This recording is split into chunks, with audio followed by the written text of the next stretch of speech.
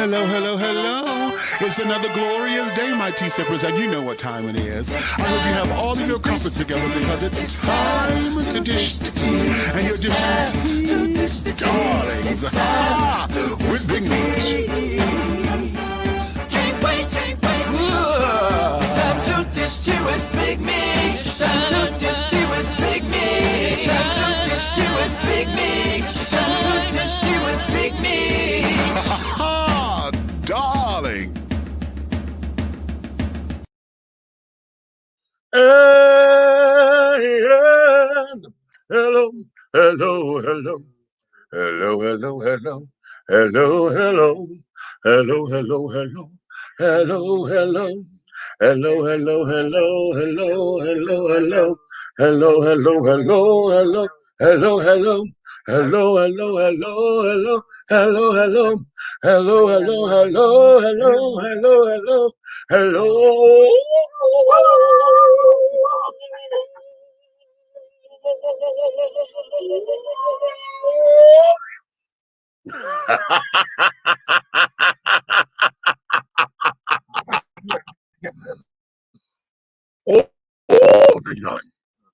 Honey, the things we do to try to build a career, right? What's going on? What's going on? What's going on? To all of my tea sippers, my crumpet dunkers, my tea brewers, my pot stirrers, and my tea leaf readers, honey. It is another glorious day, my darlings, and I know you have all of your crumpets because you know what time it is, honey. It's time to dish tea, and you are dishing tea, darlings, with Big Meats. What's up, what's up, what's up? All right. Now listen, honey. This is going to be one of those shows, okay? So I'm telling you guys now, I need you guys to come on up in here, get all your gal pals, your fly guys, your good Judies, okay, and carrying on. As my sister over there, honey, Miss Lonnie B, honey, will sit down there and say, honey, get all your good Judies on duty, okay? That's Lonnie B's saying, child. But nonetheless, I need you to get everybody to come on up in here because, baby, this is going to be 101010. Now, we got a number of topics I'm going to try to get through tonight. And we're going to make this thing happen. Now, listen. Aunt Nikki, honey, she says she got a headache, and I know she does, but I also know that she likes to take Thursdays off.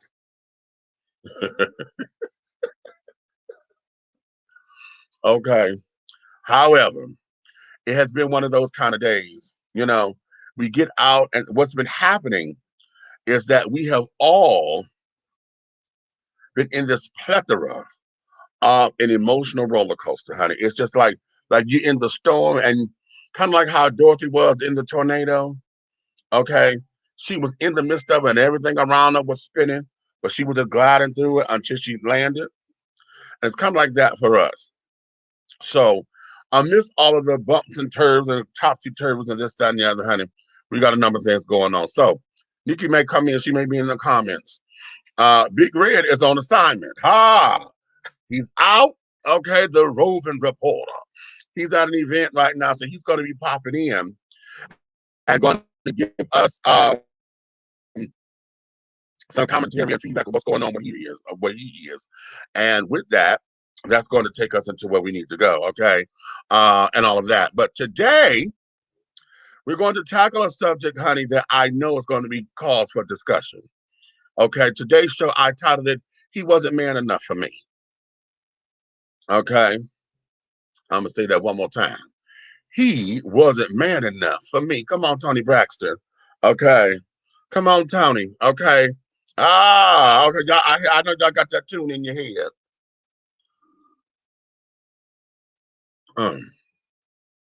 Today, this is flat soda. I was trying to drink some tea, but I think I got all teed out because that's all I've been drinking the last few days.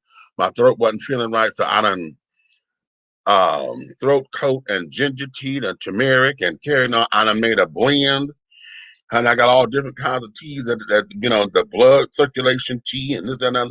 Put all that in one pot so to get together, strip all this throat, and get my circulation and stuff going. So, honey, this is flat pop.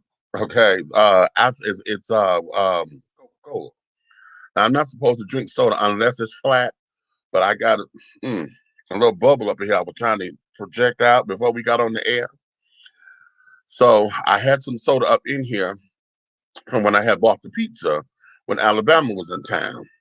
So I got the soda up in here, but my daughter been drinking on it. She didn't want to tell me that, honey, but I saw the bottle half empty.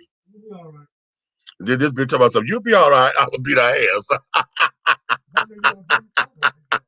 Okay. But I don't drink the soda. So that was fine. But I sat up here and I thought I was going to get some of the soda. I had it in here too long, and it doesn't fizzle out. But this is how I'm supposed to drink it anyway.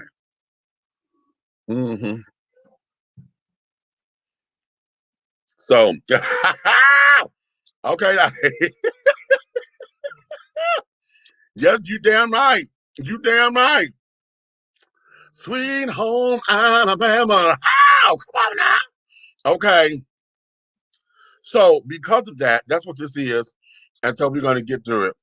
Okay. Now, again, before we go anywhere, let me say this. Let me say this. Let me say this. Let me say this. We are officially, as of February 19th, actually, that's the cusp. February 19th started Pisces season. Okay. So we are officially into the season of the Pisces. Okay. Now, why am I pointing that out? Because yours truly just happens to be Pisces, of course.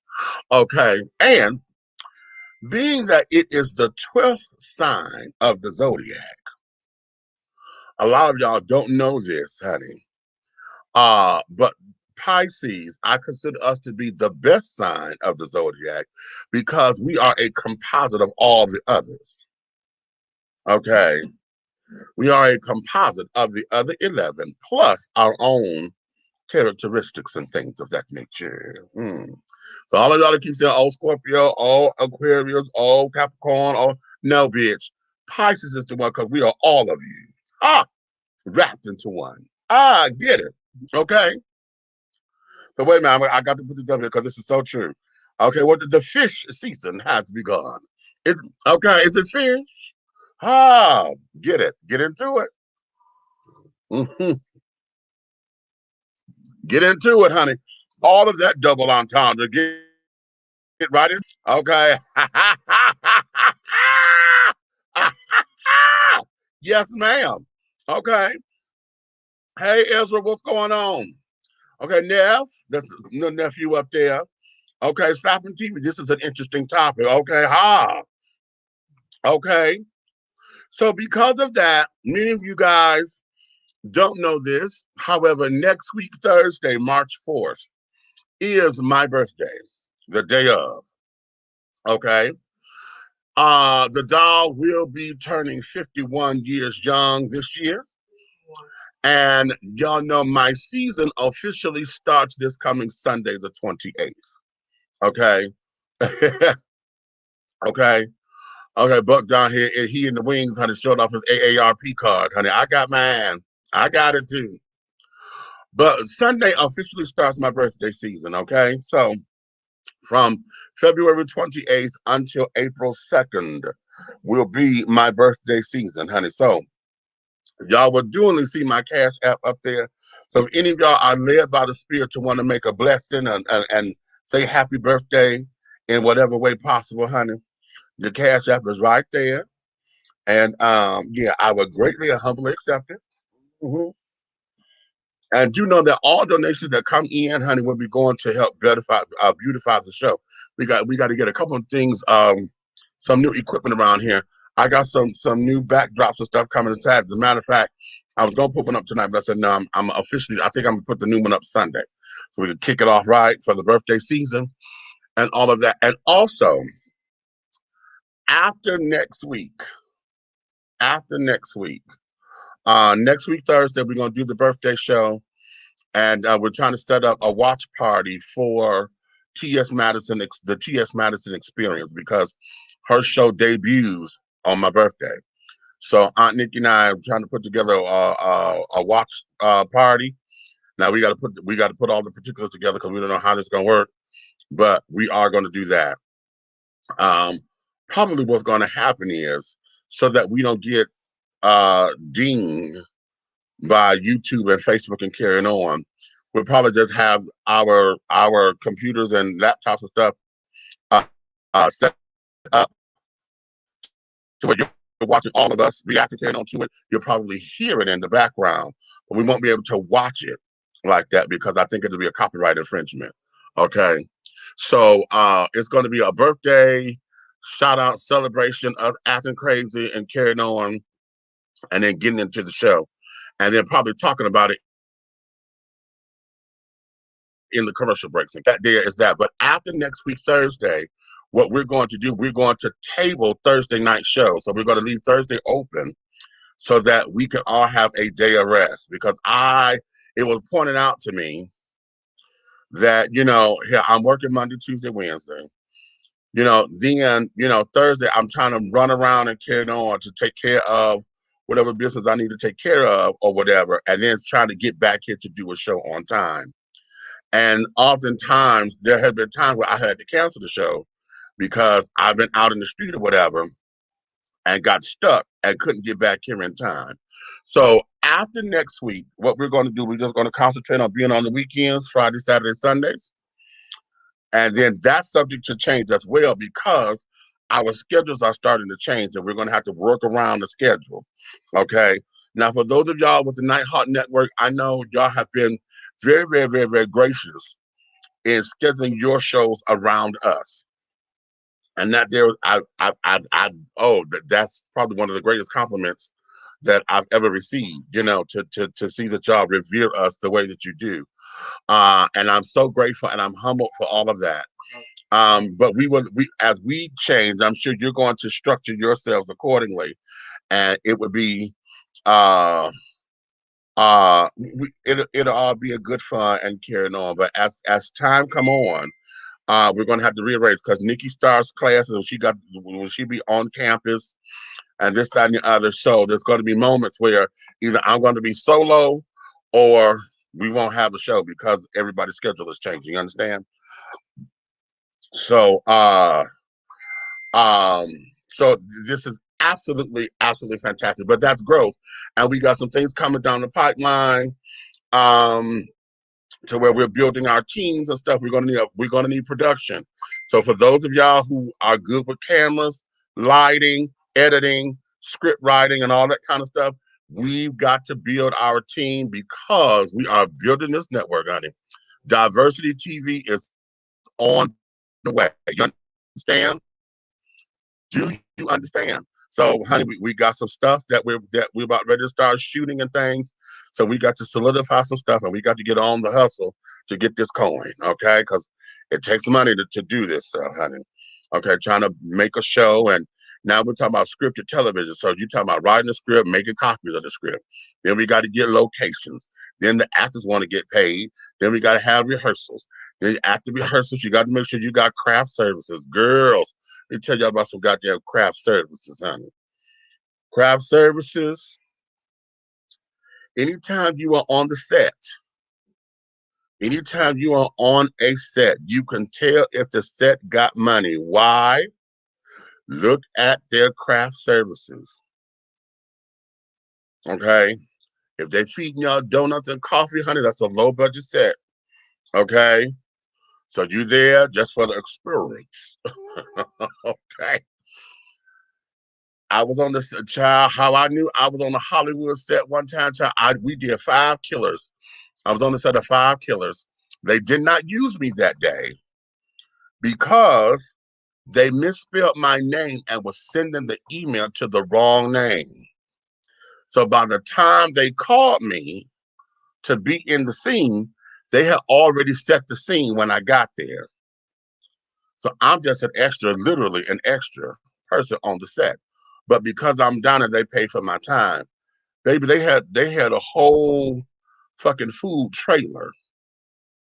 Not just the little snacks that they were giving the actors and stuff in between takes.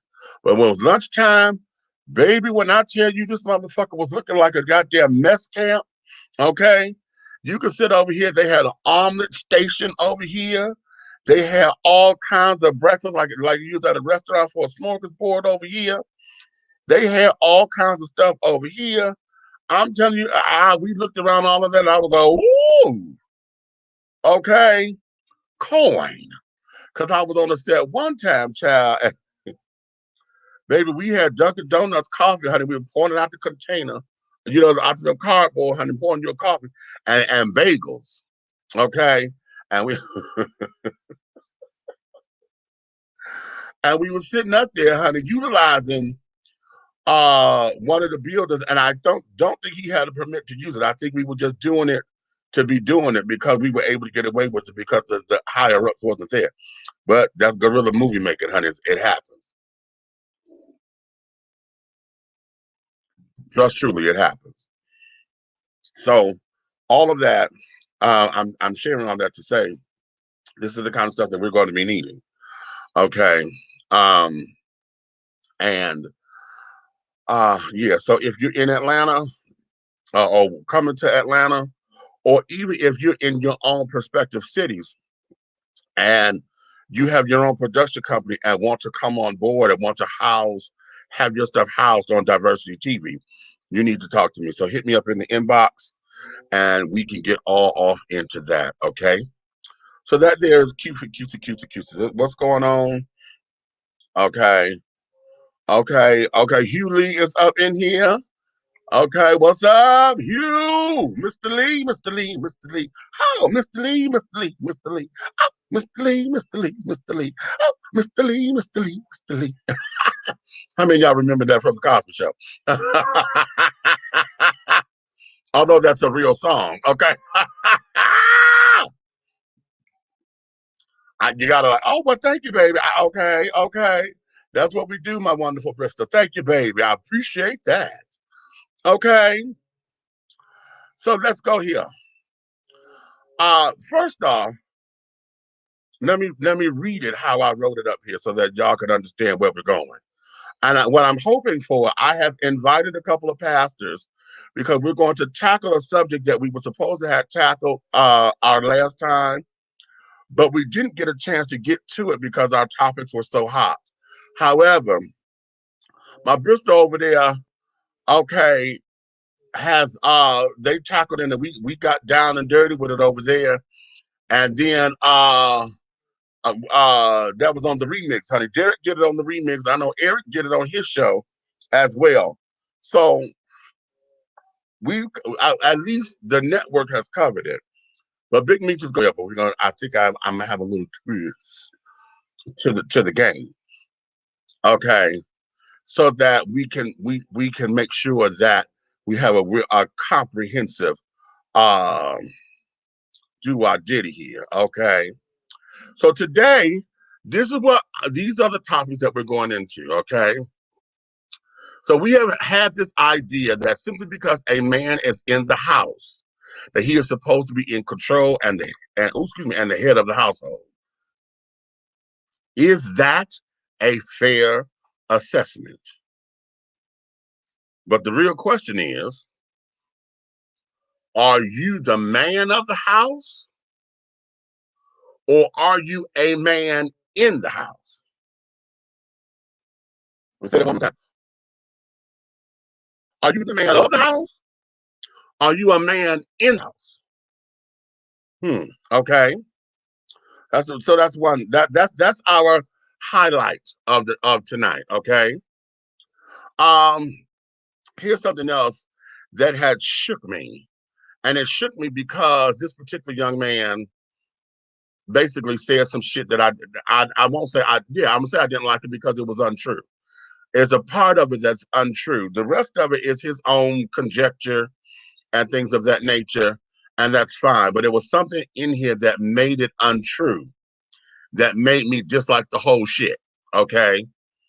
But Tyler Perry has been getting a huge disapproval, a stamp of disapproval from many because of his COVID-19 info series that he had did on BET. How many of y'all watched that? I didn't.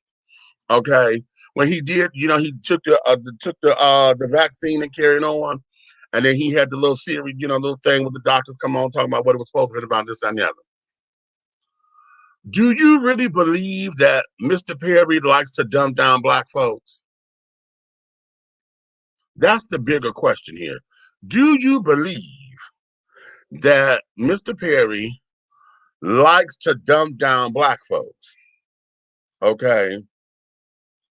And the reason why I'm saying that is because there was a blogger, I don't know his name. Y'all gonna see him in a minute because I'm gonna play his clip. Okay. We're going to address this blogger, and I want to clear up some untruths in what he said. Okay. Now, the thing of it is, I don't know if he did this to make a point or wanted to have something to talk about so that he could get to his page up and going or whatever.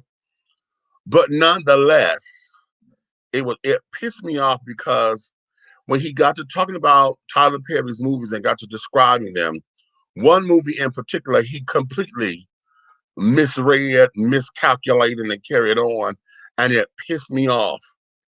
And so because of that one thing that he said, it now has discredited the whole thing, because I was trying to let him have his little point of his little point of view and just let it be and be like, okay, I could disagree with that and just let it be, But when he got here, it just pissed me off. So now I'm going to come for the whole thing. Okay. So we're going to do that. Okay. And then the other part that we're going to get into, and I definitely got to get into it this week because last week we did not. And that there is gospel music and the boudoir. Can you have sex to gospel music? Can you? If not, what keeps you from doing so? So I want to get into that a little deeper than just the surface shit. I can't stand, Mahalia Jackson and, oh my God, Shirley Caesar. Y'all go to all those particular kinds of songs when y'all think gospel music. And so I want a deeper answer than that. I want to dig deep. I don't want that surface shit. Let's dig deep. Okay. So that there is what's on the table today. Okay. That's what's on the table. Okay. That's what's on the table. So y'all ready to get into this thing? Buck, you ready to come on up in here? All right. Come on up in here, Buck. Okay, Buck, I'm going to bring you in. Wait a minute. There we go. What up, though? What's up?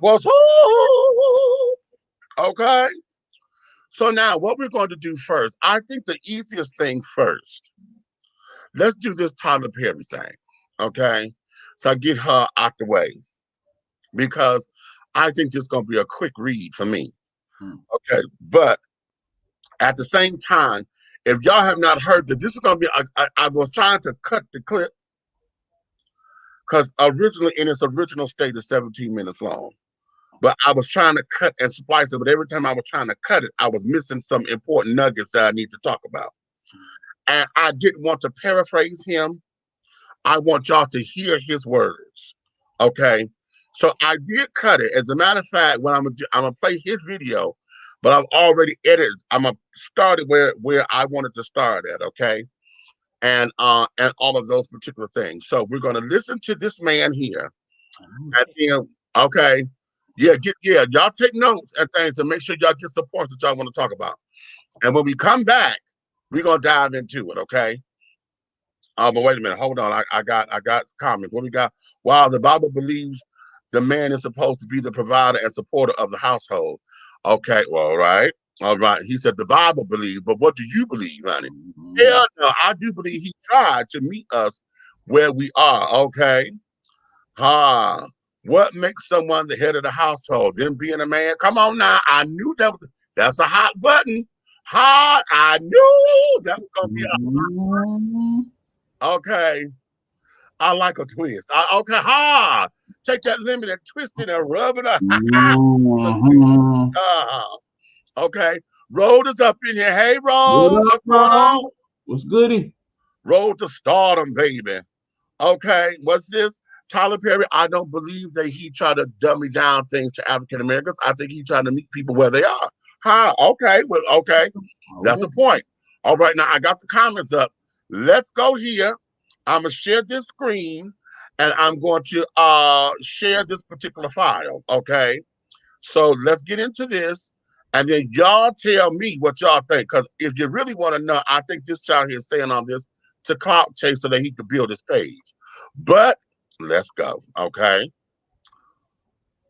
And like I said, I'm gonna start it where I wanted to start, and y'all go here.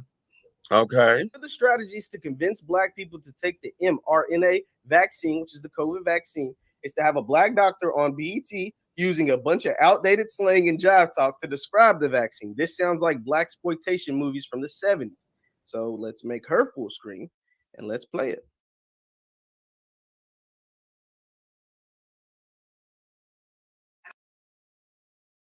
I call the spike protein the gangster's team. Let's One run. of which is called a spike protein. And I call the spike protein the gangster spike protein because that little gangster spike protein, that's the one that gets in your cell and makes you sick. And so this is what the technology did. This is so dope. So what they did was they said, what if we made a vaccine that was just an mRNA coding only for that little gangster spike protein? And what if we could introduce that into your body, right? And then have your body develop an immune response that then remembers and recognizes it when it actually gets the virus, right? And so the way that it works is I kind of like to think of it as your friends and your homies in your neighborhood. Right? So you get this mRNA vaccine, right? It's wrapped up in this little lipid layer that gets it into your cell. Once it gets into your cell, this vaccine, it's the contractor. So it tells the cell, we're going to make these spikes. You start making the spikes, right? But then your body goes, whoa, wait a minute. This is not supposed to be here. Let me call security. Let me call in, all my people. And that is your immune response. So you have these cells called macrophages. They come in to swoop up the cell, but not before your body sends a message to some of these immune cells, like your T cells and your B cells, to create that memory so that when you see this virus come after you later, then you know what to do. So I kind of think of it like, when something happens later, you already got the vaccine and you have these antibodies waiting for something to pop off, and you got the T cells looking around to see what's happening. Then you get hit with COVID, right? But the T cells remember now. They have some memory, right? So they're going to sit back in the cut and be like, oh, that is not who I think it is. And then the antibody's been waiting for something to pop off, and they're like, oh, no. And they just rush. And that's really what belongs to me. Oh my God. So that right there, this second part is just a clip Tariq posted with this to show how it sounds like one of those blaxploitation movies from the 70s. Now, am I going crazy when I say, what the hell did I just watch? Like, am I silly for asking that? What in the hell was that I just watched? When the T cells pop off, you know what I'm saying? We sitting back in the cut and we watching like, oh, snap. What's going on? And like, nah, we the gangster proteins and we gonna come through and whoop up on the COVID. You know what I'm saying? Because that's how niggas talk. Like, are you serious? Like, are you like, am I the only person that's just like, what the hell? She gets on TV because, Black people, we got to see what's up, like what's popping off. You know what I'm saying? Like, if that ain't the most like stereotypical, foolish BS propaganda type stuff I've ever seen to try to get somebody to take a vaccine, instead of getting up there and talking intelligent. I mean, this lady, if she's a doctor, like they say she is, she spent several years in school, right? Several years in school. She ain't going around talking to her patients, the white patients, so let's just call it what it is. She ain't talking to her white patients like that. She ain't talking to her Black patients. Maybe she is. Hell, I don't know. But inside the doctor's office, she ain't talking about some gangster proteins and watching how they pop off and you know what I'm saying, and put my hat to the sideways and start break dancing and what the hell? Like, what are you talking about, lady? Like, go up there and diagnose what the hell like, if you're trying to get Black folks to take the vaccine, whether you think that's right or not, I don't know. I don't care. But if you're trying to get Black people to take the vaccine, trying to sound cool or hip or relevant or use slang, that ain't it. That is not it. I mean, are you serious? Do you think we're that stupid? And for the folks at BET, for Tyler Perry, for all the executive producers that think that was cool to put that out there, you ought to be ashamed. Like, you ought to be ashamed. Like, listen to, oh my God. Like, I mean, were we listening to this? when I call that the gangster protein or the vaccine. And that when COVID comes through, we ready for it to pop off. And we sitting back in the cut waiting to, like, what? Are we talking about a vaccine? Or are we talking about a you got served movie? Like, what the hell's going on? Like, what am I watching right now? But see, this shouldn't surprise anybody that knows Tyler Perry's history. This shouldn't surprise you. Like, let's look back. Okay, well, you're like, what do you mean, Jeff? If you know Tyler Perry's history, let's look at Tyler Perry movies, right? And why I want to look at Tyler Perry movies is because of the theme. Let's look at some of the themes behind Tyler Perry movies. And it's like, why would we do that? Because it tells you what Tyler Perry's on, what his thought process is, at least towards the Black community. Tyler Perry has become a billionaire off films portraying Black people. He has become a billionaire off films that disproportionately portray Black men as criminals, as dogs, as Satan. And a lot of times you have a white savior in Tyler Perry movies. A white man coming to save the day. While the Black man is horrible, the Black man is the spawn of Satan, the white man comes in to save the day. You're like, Jeff, I think you're exaggerating. No, I'm not. I've seen a lot of Tyler Perry movies. And I remember Dr. Boyce did a video one time. He was talking about how Tyler Perry is a billionaire, but he said, at what cost? And I was like, damn, Doc, that's kind of rough. At what cost? Right? But then I went back and looked at a list of Tyler Perry movies, and I'm going to show you all. And I think about the themes of these movies, and it's like, damn, yeah, at what cost to the Black community did Tyler Perry become a billionaire? Because we can't act like these movies don't exist. So let's look at them. Diary of a Mad Black Woman. What is the theme of that movie? It's the lawyer who puts his woman out, who literally drags her out of the house for a light-skinned woman, maybe white. I can't remember if she was white or whatever, or just light-skinned, and literally has an extramarital affair, gets that woman, has kids with that woman when his woman can't have kids, his wife, for 20 years, leaves her dead broke, and literally drags that woman out of her house. Drags her, like literally by her damn arms, drags her out of the house. He gets shot and she comes back and takes care of him. That's the theme of that movie. Don't believe me? Go watch it. Medea's Family Reunion. I can't even remember what that one is about. Daddy's Little Girl. You had the drug dealer. You had the mom that was with the drug dealer and the single dad that had to raise the 3 kids. That was the theme of that movie. Daddy's Little Girl. Why Did I Get Married? That was when Jill Scott. That was when all the husbands were messed up in that movie in some shape, form, or capacity. Janet Jackson's husband was probably the best one, but Janet Jackson killed their son in a car wreck. You had the other husband that gave his woman a VD, or at least he thought he gave her STD, but actually she gave him STD because they was both sleeping around. And then you had Jill Scott's husband, who literally kicks his wife off the plane. Kicks it. They're taking a trip, a friend's vacation. He brings his mistress on the trip. And his wife, because she was too big to fit on the plane, literally doesn't kick the mistress off, kicks his wife off the plane and forces her to drive up to the cabins. Forces her to drive from wherever they was coming from. That's what, so the Black men are just all garbage in that movie. I can't even remember all of these, but I'm just going down the ones that I do remember. Precious. Oh my God.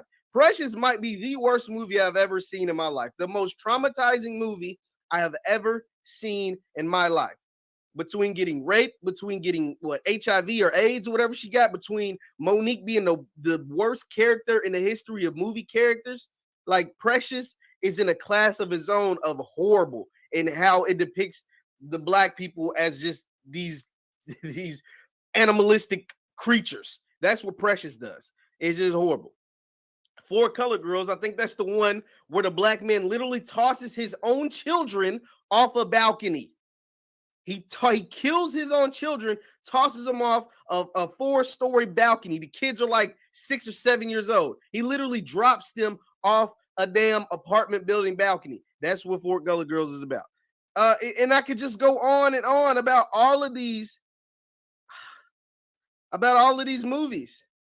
It's just like, What the hell? Temptation, the movie where they have a good marriage, but the he's a good dude, but he literally forgets his wife's birthday every year, and then his wife leaves him for this millionaire that has going around beating up women, giving them AIDS or giving them HIV. So, I mean, these are the movies that are produced and written by Tyler Perry about us, about our community, about Black people. And now he's taking it up a notch, not making it fictional, a movie. He's taking real doctors and getting up there and having them talk crazy. I don't know about y'all, but that should not be acceptable. Hey, take the gangster protein and the gangster vaccine and coming through, and we're waiting in the cut. Like I'm watching an episode of Love and Hip Hop. Like you're supposed to be a well-educated doctor, not Cardi B.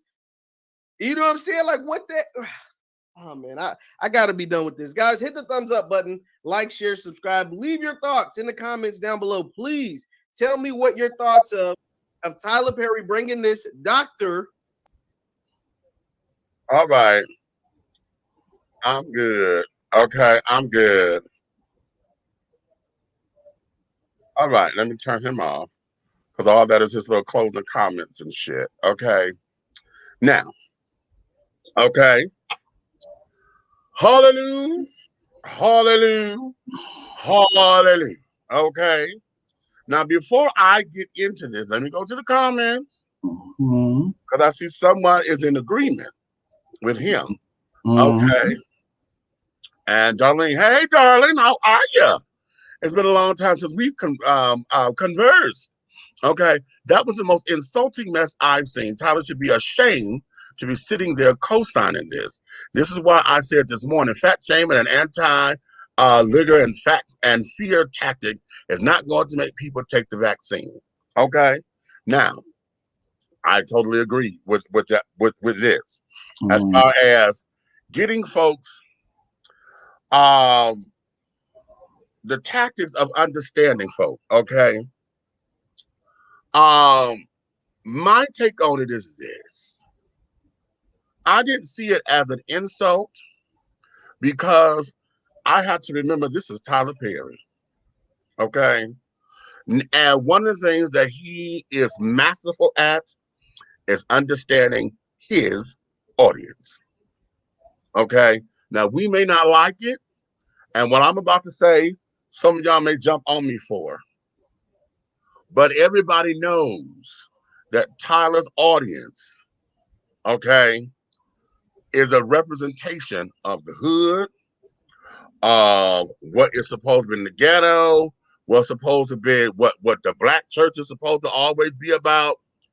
His audience and everything that made him the billionaire that he is today, okay, speaks to a lot of this. So did he dumb things down or get into the whole Black exploitation thing and carry on? I don't think so. I thought that this here was him trying to appease his audience. Okay. Now, as I said, I didn't watch the whole thing. I just saw this clip of this, and I can't tell you what happened before it, what came after it, outside of knowing that he took the vaccine that day. Okay, or whatever. All I know is that we may not like it, but there are parts of our community where that particular language is spoke to in order for them to understand this shit. Okay. And I know we don't like it because those of us who we'll sit there and say that that's not us, that's not how we talk. As Darlene here said, she's a pastor. As she said, it was insulting. I don't need you to come at me, like because you're talking to Black folks, you got to be talking in the hood. And I know a lot of folks who feel that way. At the same time, this is Tyler Perry. And you have to understand Tyler, he made his money off of knowing his audience. Okay. And what his audience is going to respond to. Okay. Let me play this clip. Watch this. Because they were trying to compare this to Black exploitation. And no, not they.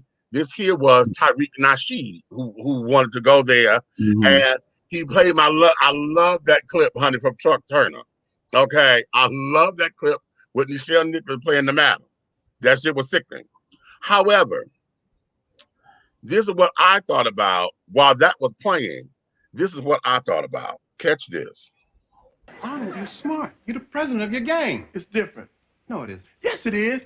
In school, they got geometry and English and biology. And I just don't understand a thing about it, man. I just don't get any of it. Well, what about chemistry? That's the hardest one.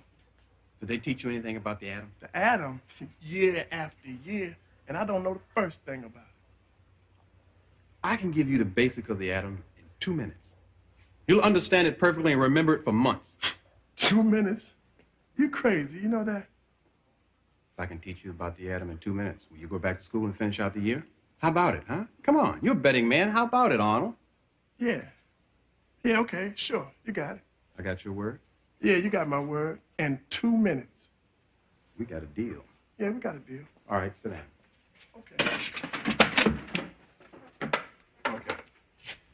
There are 3 gangs on the street, right? Yeah, 3 gangs. And this right here is the territory. Now, here is the neighborhood. Got that? Yeah. And right in the middle of this neighborhood is a gang called the New Boys. Yeah, the New Boys. Good name. Okay. Out here on the outside of the neighborhood, on the edge of the neighborhood, is another gang. You know, these are real negative dudes, really negative, right? Right. Now, they call themselves the elected ones. All right, the elected. You got that? Really negative. They don't like nothing, see? Right. Now, they all the time out here circling around the neighborhood, just circling, you know? Checking out the New Boys. Now, the New Boys see this, and they get, you know, they figure there's something wrong here, so they make a deal with another gang. A gang of very happy-go-lucky guys. They call themselves the Pros. The Pros. Now, the Pros are very positive cats. You see, they got all the good-looking women, right? Yeah. Right. See, now the Pros and the elected ones, the interesting thing, they hate each other. So much so that they keep the same number of members in the gang, just in case you did. Right. So if I got 10 elected ones, how many Pros do I have? 10. All right. Now, how many gangs do I have? 3. Name them. The New Boys, the elected ones, and the Pros. All right. Who's here? The elected ones? All right. Now, what are they, negative? Yeah, negative. All right.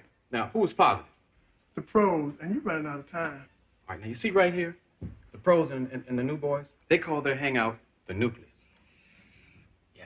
Now, see, that's a real tough word. It's Latin. But I kind of think it's Swahili, and it means center. Yeah? What is it? It's nucleus. Say it. Nucleus. Is that really African? Say it. Nucleus. You got it? Yeah. All right. Give you another Swahili word.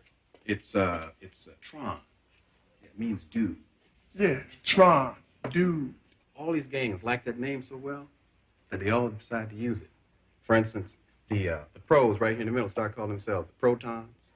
And the New Boys, well, they start calling themselves the Neutrons.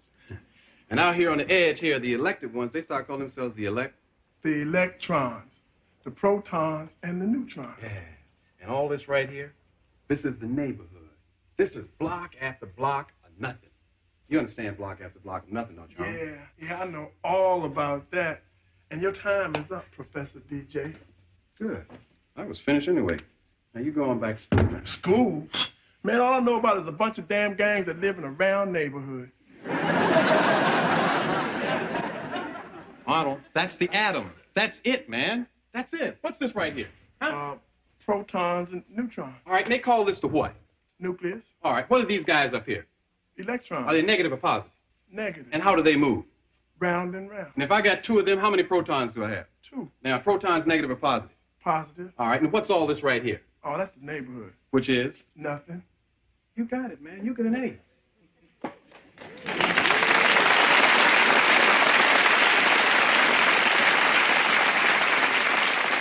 You know this stuff backwards and forwards. I do? Yeah. Yeah, I do. Okay. I know that one. I'm a crybaby. That one little tear in my eye. Okay. Now that's what that took me to. Okay. When you're taking something and you're trying to jazz it up and this, that, and the other, and you're trying to get to young folks and how they talk. But the dude thing was, it was outdated slang. Okay. And that It was an embarrassment to black folks. And then he got on this thing about Tyler Perry. Okay. And how Tyler this and Tyler that. And all of his movies was about this, this, and this. And the reason why I took issue with the whole damn thing, because I was going to let this be. And be like, okay, I disagree with him, but okay, I see where he at. What pissed me off thoroughly is when he got to breaking down these movies and when he got to Color Girls. The Color Girls, okay? And he sat down here and said that the basis and the premise of that movie was about the man who took and dropped his kids out the window. Okay. And why that's a thorn in my side. Number one, that was not a Tyler Perry movie. He directed it and things of that nature, but he did not write that. He added, but that was Intishake. What's the last name? Intishake. What's Intishake's last name, y'all? I got a brain fart. Huh. Yeah. Okay. For Color Girls, that's her work. Exactly. Okay. That body of work was about women who learn how to become empowered. Okay, within themselves, understanding that it did. Let me jump in. Correct me if I'm wrong. That's based on a book. Yeah. Did he write that book? No. That part. Go ahead. Okay, and then on top of it, that particular, I do believe that particular scene. Wait a minute, because I got to him dropping the babies out and carrying on. You didn't talk about the fact that man was dealing with post-traumatic stress disorder. You didn't talk about the fact that man is from war. Okay, everything about him is the war. Everything about his life now is about trying to reacclimate himself back into society. Okay, drinking and carrying on because of all the horrors that he saw, and his mind had took him to a place where he started to abuse his woman because he thought she was the enemy. Okay, he used those babies as a war tactic to keep her from leaving him in his mind. You understand? Nigga, you don't sit down there and discredit nothing because you trying to make a motherfucking point. Take your point, make your point, but don't discredit nothing like that because that's not what that movie was about. And that was my greatest upset with this because I give 2 cents less than a damn about this slang talking shit. Okay. I got several issues with this myself. Okay. First of all, understand, I completely agree with what you said. Tyler Perry knows his audience. When he does his productions, it is to cater to them. They are the ones who put the billions in his pocket, okay? Some people will not get Tyler Perry because they feel like it is not a depiction of real, actual life based upon how they live their life, perhaps.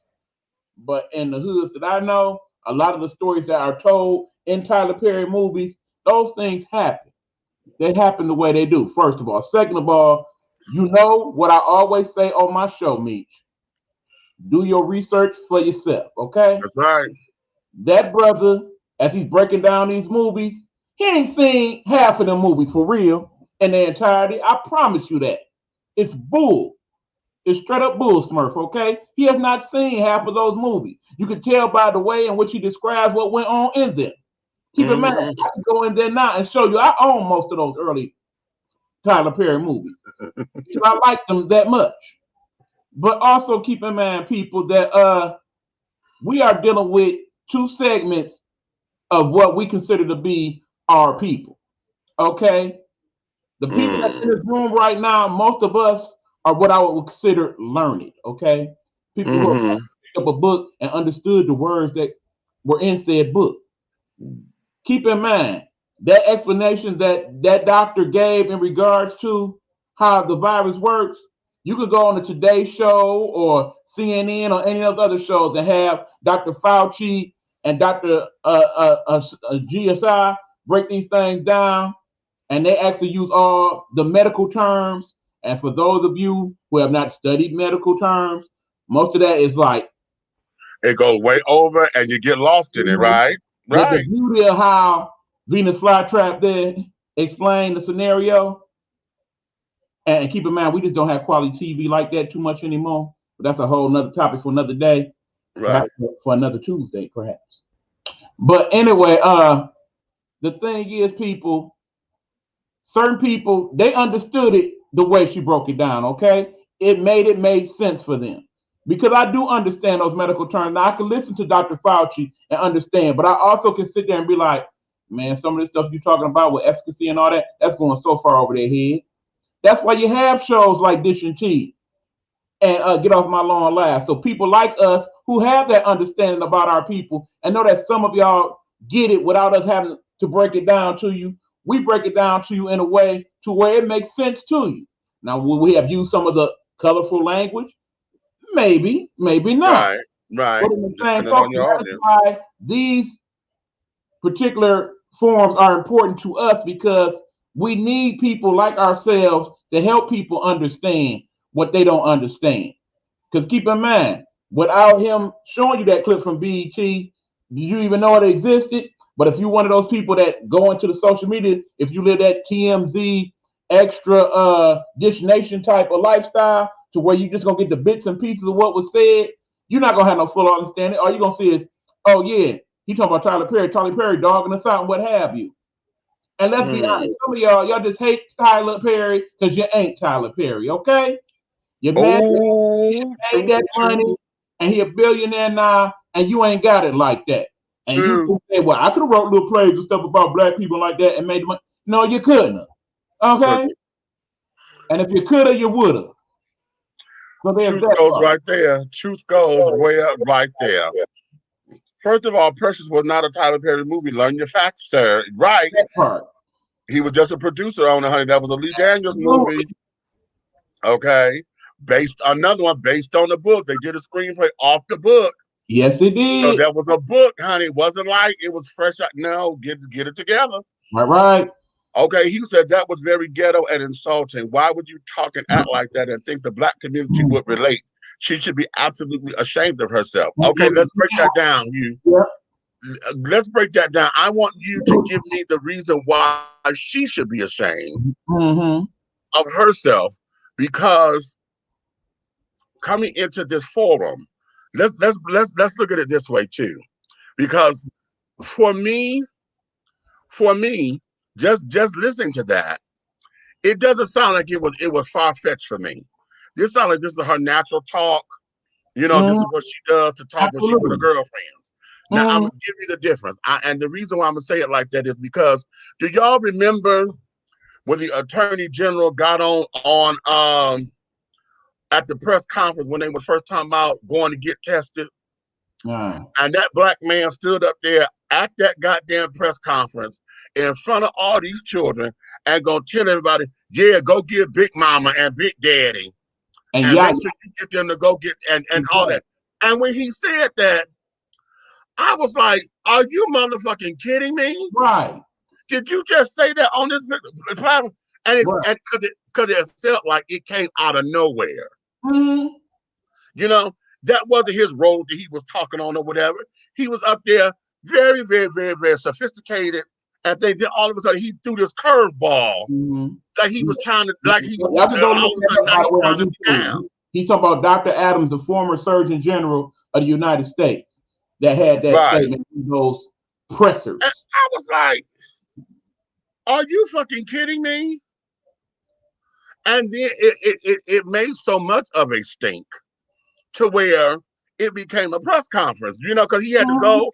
Good Morning America stuff was like all that stuff, exactly. Now you got your damage control because now folks upset. You know, now that the two, and we're on the same thing because this is a medical doctor, sitting up there throwing out, but his shit just came out of left field, like he was what everybody's saying that this doctor did, or if they believe it or if they feel that that's what she did. I would disagree with them, but I can't tell them that's not to feel that way. That's just how they feel. Right. I'm going to say that that's just, it didn't reach me like that, but how they're saying is how this motherfucker did. Right, because bottom line, Okay. you can tell she uses that language outside Yeah. of that particular Yeah, broadcast. because it was That a brother natural didn't- swing. That brother right there, He That don't ain't talk no like that. problem. And Not it at sounded like he just said that to just because he up there. all. Go make sure y'all go get Big Mama and Big Daddy and y'all. Well, he did all the baby. I swear to you. Woo! I swear to you, honey. I had lost total respect for that man then. It was a TTR moment. You know what a TTR is?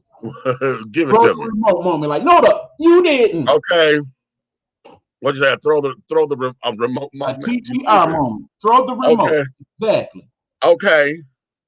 What'd you say? I didn't feel offended at all. See? I believe we had people who understood what he was saying, and most would not explain it in the way a lot of people wouldn't understand it.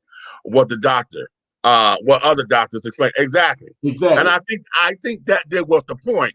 But here's where I am with it, because I think, just like you said, Eric, and I like that you said that a lot of folks just hate Tyler just simply to hate him.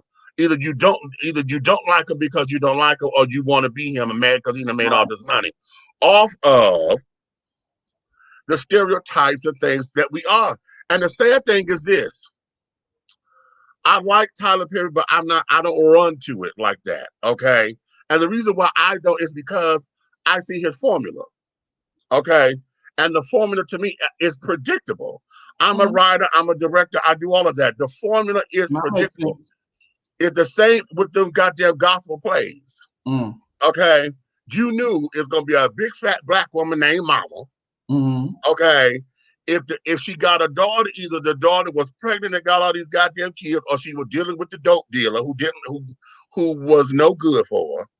It was gonna If be she had a son, older lady that was on all type of this and that and this. If she had a son, the son was either deadbeat and didn't know what to do, or he was always the one who didn't know Jesus. Okay, and carrying on, or he was the dope dealer that wanted to help, and my mama was trying to help his mama out and this, that, and the other. You always had the gay comic relief, that bitch to come up in there just to make everybody laugh. Okay. To be over the top. And you knew everybody was gonna say. Either one. Right. Yeah, both, because most of the time it was both, because you got your ghetto girl. Right. Okay, that's gonna come up in there. Now, and then, you know, reunion, that Byron, get that one. You knew everybody was gonna sing, and you know, at the end of the damn play, somebody was gonna find Jesus. Okay. Now I done gave you the premise of 99.9% of every motherfucking gospel play that had hit the Chitlin circuit. True. Okay. And because of that, yes, it got tiring. Yes. And to me, like the comedy is about dumbing down or just playing to that. I got tired of playing to that particular kind of thing. But I was listening to Debbie Allen say something that made me look at that very differently. She said, the mama plays help to get people who would otherwise not go to the theater. It got them out to understand our world. When she said that, I had to let go of some of that. You know what I'm saying? Even when I went on auditions, you know, I would go on auditions and shit. And they always wanted to be that goddamn stereotypical queen, honey. That's just, they're always snapping fingers and girl and, you know, all that old bullshit. And I was like, because see, that for me is the same way how I feel black folks were doing back in the day with what they call buck dancing and, ooh, yes, it's all of that for me. So I was like, no, so I would not go on those auditions. Okay. And so now the thing of it is that it speaks to our culture, because we have a lot of folks in our culture that understands, communicates, and accepts that type of communication as keeping it real. Right. Because understand, like I said, you have to consider your audience, okay, people? Right. Those of us who are here, more than likely, like I said, we are learned folks. You know people outside of your circle. You know how they talk like that every day. This ain't nothing new to them. Right. What he said was still over their head, because they don't even have that much sense. Exactly. But that being said, remember, we airing this on BET, folks. Black entertainment television. Last time I checked, most people that watch the BET, they don't necessarily look like people that don't have this color. Okay. They're not owned by black folks no more either. They're owned by Viacom now. Mm-hmm. So that now to that point that I just made, and your point, that I think that's the frustration. So that let's go well rounded with this. I think that there is the frustration. Why would you bring this kind of understanding to Hollywood, where you already know BET ain't a black-owned station anymore? So white folks, they would say white folks have approved this, just so that they could keep us jumping through these hoops and all this, that, and the other. So if that's the angle that they're coming from, okay, I could accept that and seeing that as the viewpoint. I could accept that. My deal with this young man here is the fact that I don't want you to sit down here and lump all of this into something that, no. Because Tyler Perry movies, although I heard where he was trying to go, like I said, I know he knows his audience. But no, when you sit up there trying to break down those movies and carry on, no, you will not destroy Into Shaka Shange. That's it. Thank you. I knew it was coming. Into Shaka Shange. You're not going to destroy her work with that ill-gotten blanket ass paintbrush, because that's not what that damn thing was about. That has so much more to do when we're dealing with our veterans who do not get the proper medical care, okay, who go through and deal with post-traumatic stress disorder, and their world is completely discombobulated. So much so to where that man thought to where he dangled his children out the window and let them go. He didn't throw them, he just let them go. And killed his babies. Because he fucked up here because he in a war and came back from the war and still in that war. Couldn't get no help. Couldn't get nothing. He tried to survive. His only thing was that his wife, his woman, and his baby. That's the only thing he had left. And he thought she was leaving him. Here, and you want to dumb that down, talking about something, oh, this is all about. No, you will not do that. No. You will not do that. Because that there talk bigger. That's so much bigger than this little bullshit that you own, sir. Right. You will not do that. And here's the thing, because in the end, going back to your original point before the clip, yeah, it was for likes, absolutely. Because notice when he was describing what he was saying, you could tell when some people articulate in a certain way and they don't have to dig for what we call college words. But then you also tell when some people just throwing them in the mix just to show that no thing or two, they done read a book or two. That part of the discussion was very much that. How dare he come with this such and such, this such and such? You can see him digging. Okay, what other word can I throw in there? What other word can I throw in there to let people know that, yeah, what I'm saying makes sense. But then you have the whole rest of the spiel that you go through, and you basically using some of the same language that you are complaining about in said clip. Well, how about that? Now, see, okay, I wanted somebody else to make that point. Because let me go. Okay, Derek, I see you. I'm going to bring you in just a few minutes. Let me clear these comments. Okay, we don't see television like that anymore. Honey, say it, Banana. We don't. Not at all. Okay. It makes a whole lot of sense to me what you are saying. You have to relate to your audience. That was a cool example you showed as well. Thank you, baby. Yeah. And this is why I wanted to show that, because everybody went to talk about, they went to 70s blaxploitation, talking about how she was talking. But at the same time, we know that the audience that they were trying to reach were the young folks who carrying on. Now, here's another question I'm gonna throw out there while I'm going to these comments. Do you think that this was done to get folks to take the vaccine, or was this done to educate folks about COVID-19? Because that there seems to be the big debate. I'm not gonna take that shit. I'm not taking it. Okay. Not until we get more information. So maybe when it's time to go down for that fourth whirlwind or whatever, well, y'all just sit down there, because everybody's taking it now. We still got to go through the side effects and long-term shit. So I know. You hit me. This is 20. By the time I turn double nickels, okay, we got 4 years. On my 55th birthday, when we got better numbers and things of that nature, yeah, I'll consider it then. Because keep in mind, at that point, that's 5 years in. How long does it take to make most vaccines? As I've taught you guys on my show, 5 to 10 years. How about that? Makes sense. Boom. Okay. Boom. Okay. Hi. Amen. Okay. I'm trying to understand what movies he made that white men came in and saved the day.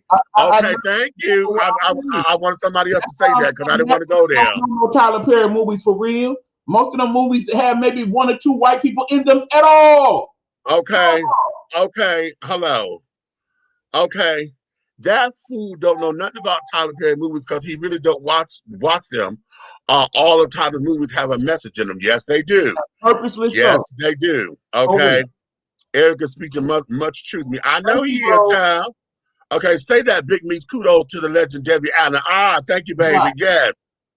As a full-time entrepreneur, the first lesson I had to learn is to be sure you know your target market and demographics, your audience. Yep. Everything we do and every service we provide is not for everyone or for every community. Plus, some things is just strategy. As long as white privilege is still running and controlling things in entertainment, you still have to consider the game that you're involved in. Though we have a few in our community that finally gets it, we still have a long way to go. Okay, whether he got some more on that, and I got to go to the YouTube, the Facebook to finish that. I got you. Okay, I got you, bro. We still got a long way to go when it comes to ownership. That's it. When it comes to ownership, got it. Okay. Hey, y'all, just finished my rounds. Now I'm here for a spell. Okay, come on. Hey, what's up, princess? Okay. All right, let me bring in your boy Derek. What's up? I'm here. What up, Charlie? I'm here. I'm queer and I have no fear. Hallelujah. Come on now. There it is. Okay, so now in dealing with all of this, I just really wanted to get into that because, see, my whole thing is this, and I'm glad that Miko said that about strategy, because oftentimes, and to the strategy argument, I could understand the Tyreeks and this cat here, and to those who disagree with this, because they see the strategy as being, okay, here we are, we got the white machine, okay, trying to capitalize on black folk, and here you go talk that jive talking shit, and get them to understand a couple things. It's kind of like Miss Evers' Boys. Okay, y'all remember the movie Miss Evers' Boys? Mm-hmm. And Alfred Wood have played her.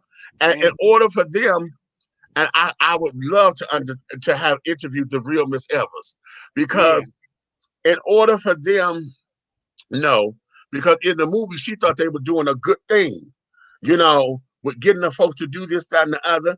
Oh, we gonna pay you $10. And $10, of course, that's like saying what, $1,000 now, back in that time. And we're gonna give you a certificate of completion that your country said that, and all of that, in trying to get these men to stay in, she had to help them talk to them. We got back shots and this, that, and the other, blah, blah, blah, blah, blah. And yet now they're not sending the cure. They're not sending this. And so now she done came so far in to where then they go drop a bombshell on her, telling us, oh, well, no, we got to see this to the end. You mean we killing these folks? And imagine what that is on her. So I go there when I start to think about this particular thing here. Is this the shuck and jive? We're gonna talk about the gangster. Okay, yeah, they sit up here like gangsters and carrying on, and then y'all back up here in the cut because y'all know something going to pop off. Okay, so you got your AK-47s and shit. You ready to gang bang? Y'all better fuck you shit up. Okay, if these fuckers come into your hood, Now how I just did that, if I'm talking to my nieces and nephews and carrying on, in order for them to get it, that would probably be the direction that I would take. Would I go public with that? Maybe not public, because I know everybody's not going to understand that. This here, I don't care about racist talk. They can call us a whole bunch of niggas wherever they want, wherever. As long as they do it inside their house. I told that to Judge Joe Brown. I didn't give a fuck about you saying that Billy Porter wasn't no kind of man and this, that, and the other, but you went public with that. Yeah. You went public. You said that on a public platform because he did not represent the man that you think manhood should be. How dare you? Right. Trying to question his manhood. How so fucking dare you? because we talk to our audience where we know that they would understand us. This is my thing, brother. And maybe I shouldn't be using this language after what we just saw, but this is what I'm gonna say to you. Stop trying to chin check a motherfucker if you don't know where their chin at. Oh, First of all, you coming on here, you don't have facts on anything. You misrepresented Tyler Perry movies. You put 2 movies in there that he did not write. You first of all, when you come for people, please come with facts. That may not have been pleasing to a lot of people that watched it, but I guarantee you, a lot of people understood what the hell was said. Period. right. Same people that wouldn't understand Dr. Fico or whatever his name is, they understood her. Right. You got to meet people where they are, not where the hell you think they should be. Because if you think you're going to meet them where you think they should be, you'll never meet them. That's right. Ha. From the church house to the schoolhouse, even to the White House. You got to meet people where they are. You got to accept people for who they are and not for who the hell you think they should be. Exactly. And then he said that I'm up under my nerves. And that there was, well, I don't care if you're trying to tell folks to take the vaccine or not. I don't care one way or the other. And I'm like, yes, the fuck you do, because you sitting up here saying that the doctor had no business talking like that. Right. Okay, yes, you do. And should I mention, you're not honest with Tyler yourself. Perry, didn't I say mumbling word in that particular statement that you pointed out? That was the doctor? Right. Why you trying to blame Tyler Perry for? Right. But then you're going to go around, you're going to have people that say that I have problems with going to my healthcare provider because I don't understand them. Oh, Derek, don't you make me jump to this goddamn computer. I don't understand them. And how many people got enough sense to say, well, doc, I didn't understand. They let the doctor say what the hell they want to say to him and walk out the damn room, and that's it. If that doctor were to come and say, yo, Derek, let me tell you about your high blood pressure. Yo, if you stop eating all this goddamn stuff, you can't get technical, goddamn it. You have to call it high blood pressure. You say hypertension to me. I'm like, bitch, I'm not high. You talking about glucose levels and blood cell counts and all that. You know, that's over most people's head. It is. Right. Listen, let's look at the old folks, child. Old folks will tell you what, I gotta take my sugar pill. Cause I got the sugar. I got the sugar. Okay. Okay. My pressure pill. It ain't high blood pressure, it's my pressure. You're not gonna take the pressure pill. Okay. Oh, you got my nerve pills. Okay, that's Motor, because you say right. Okay. So we all have a particular vernacular that we adhere to in certain circles. You know, I think somebody just had this. One of y'all had this show about how we talk differently and carried on. Yeah, that was me. You know, or whatever the case may be. But we all have our vernaculars in certain sets, honey. And I don't think that we do the switch, the switch hitting or the switch plating or whatever. I just think we just adapt to our surroundings. Yes. Yeah, because actually, you and Red actually brought that up on the show too. Now that I think about it. Yeah. Because you adapt to your surroundings. Because I know me coming up into somewhere that's all business, I'm going, hey girl, how you doing, child? Right. That's not gonna get it, because what it's gonna get is funky ass looks. Right. Okay. I can't go up here. What your dumb ignorant self won't. Exactly. Because that's the ball's too tight. Ooh. Oh, okay. And for those of y'all who are traditional Christians, scripture also says that there's a time and a place for everything. Absolutely. Everything. Okay. Now, it didn't say for something. They said there is a time and a place for everything. Okay. So if we keep that in mind, then not to have, there's certain ghetto friends you don't have come down to your damn child. Woo! or to your damn house. You might give them your phone number, but I got a lot of friends that have my phone number. They have the slightest idea where the fuck I live. Hello? Hello? So am I being hateful because I set things up like that? Right. Or you had that Right. family function and be like, oh no, I know not to invite you and you. I ain't hell gonna no. be act like that outside of the family. Uncle Joe can't come because he just gonna get up there and talk about your father that had his girlfriend and they made babies. I ain't got time for that shit. Right. I had to learn this lesson, and believe it or not, I learned this when I moved here. And it took me a minute because I didn't realize that I had offended him because he never said that I offended him. But I should have read the context clues. Okay. I had a coworker of mine, brilliant guy. Okay. His name was Kelton. And Kelton come up to me because I'm security and carrying on at the hotel and things, and I'm passing out the keys, and I'm so happy-go-lucky. Okay, gayer than a $3 bill, honey. Okay, it's Christmas every motherfucking day, every day. Hello. So I'm like, hey, darling, how you doing? Everybody was darling, baby, sugar, or something, But I had gained that rapport, at this particular moment. So everybody is darling. And Kelton came up. He said, "Oh, Demetrius." He said, "Well," he said, "could you not call me darling?"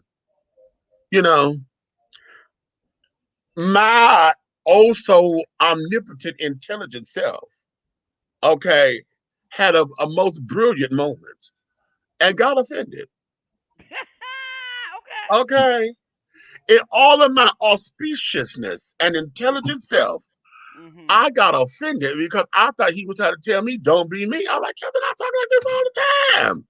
What are you talking about? I've been doing it for the longest. Not hearing him say he's a heterosexual man. Having another man call him darling it wasn't fit. It wasn't a good fit. Okay. Either call him Kelton or Mr. Jordan or whatever, or just say hello. You know what I'm saying? I didn't hear that. The queen in me, honey, got offended. Off with his head. Okay. And you're right. All of that. Okay. That bitch was about to come out. Okay. And so he stopped talking to me for about a month. He would come in, baby. It was a nod. I barely got a hello. I got a nod. He kept right the fuck on going. If I was in the office, he would never come and get keys from me. For about a month. Yes. Now, we never talked about it afterwards. I got it because I had to play that conversation back in my head. I was like, oh, bitch, you missed that. You missed that. And so then, every time I saw him, I made it a point not to call him darling. I had to now, give him his respect. Ain't that what the fuck we say? But you need to respect me. I had to give him his respect. That wasn't cool. And it wasn't like, because now catch this. It wasn't something to go to HR about because he didn't cuss me out like most straight men would have. It wasn't about wanting to whoop my ass about it or nothing. He just said, okay, I know how to handle this. And, I'm, a bitch love to talk. So, you cut me off a conversation, child, abruptly. We got a problem. Okay, what did I do? And so it took me, having to call, I would call, hey, Kelton, how you doing? And had a more of a professional approach, versus the kickback kitty cat show, shit. I had to, hey, how you doing? Okay, how's your shift going? It became that. And then he slowly but surely came into play. And then we got back into jiving the way that we jive. But just because we got back into our jive, I still didn't call him darling and stuff no more. Right. You know what I'm saying? Right. But I had yes, ma'am. Yes, child. That was what, 2008. Yeah. I had to learn that here. And you know what, me and you as entertainers, we have to, we produce shows and we do shows. And I know there's been a couple of times because, we like to produce shows with a diverse audience. And I know for a fact there's been a couple of times you produce shows and you had to tell some of the girls, honey, you can't push up on him like that. Everybody in here is not gay. And they look Oh at you like God. you got 3 months. I said, but girl, guess what? If you want to do it, you suffer the consequences. They think they so fishy and so fabulous. They just, Oh girl, go ahead.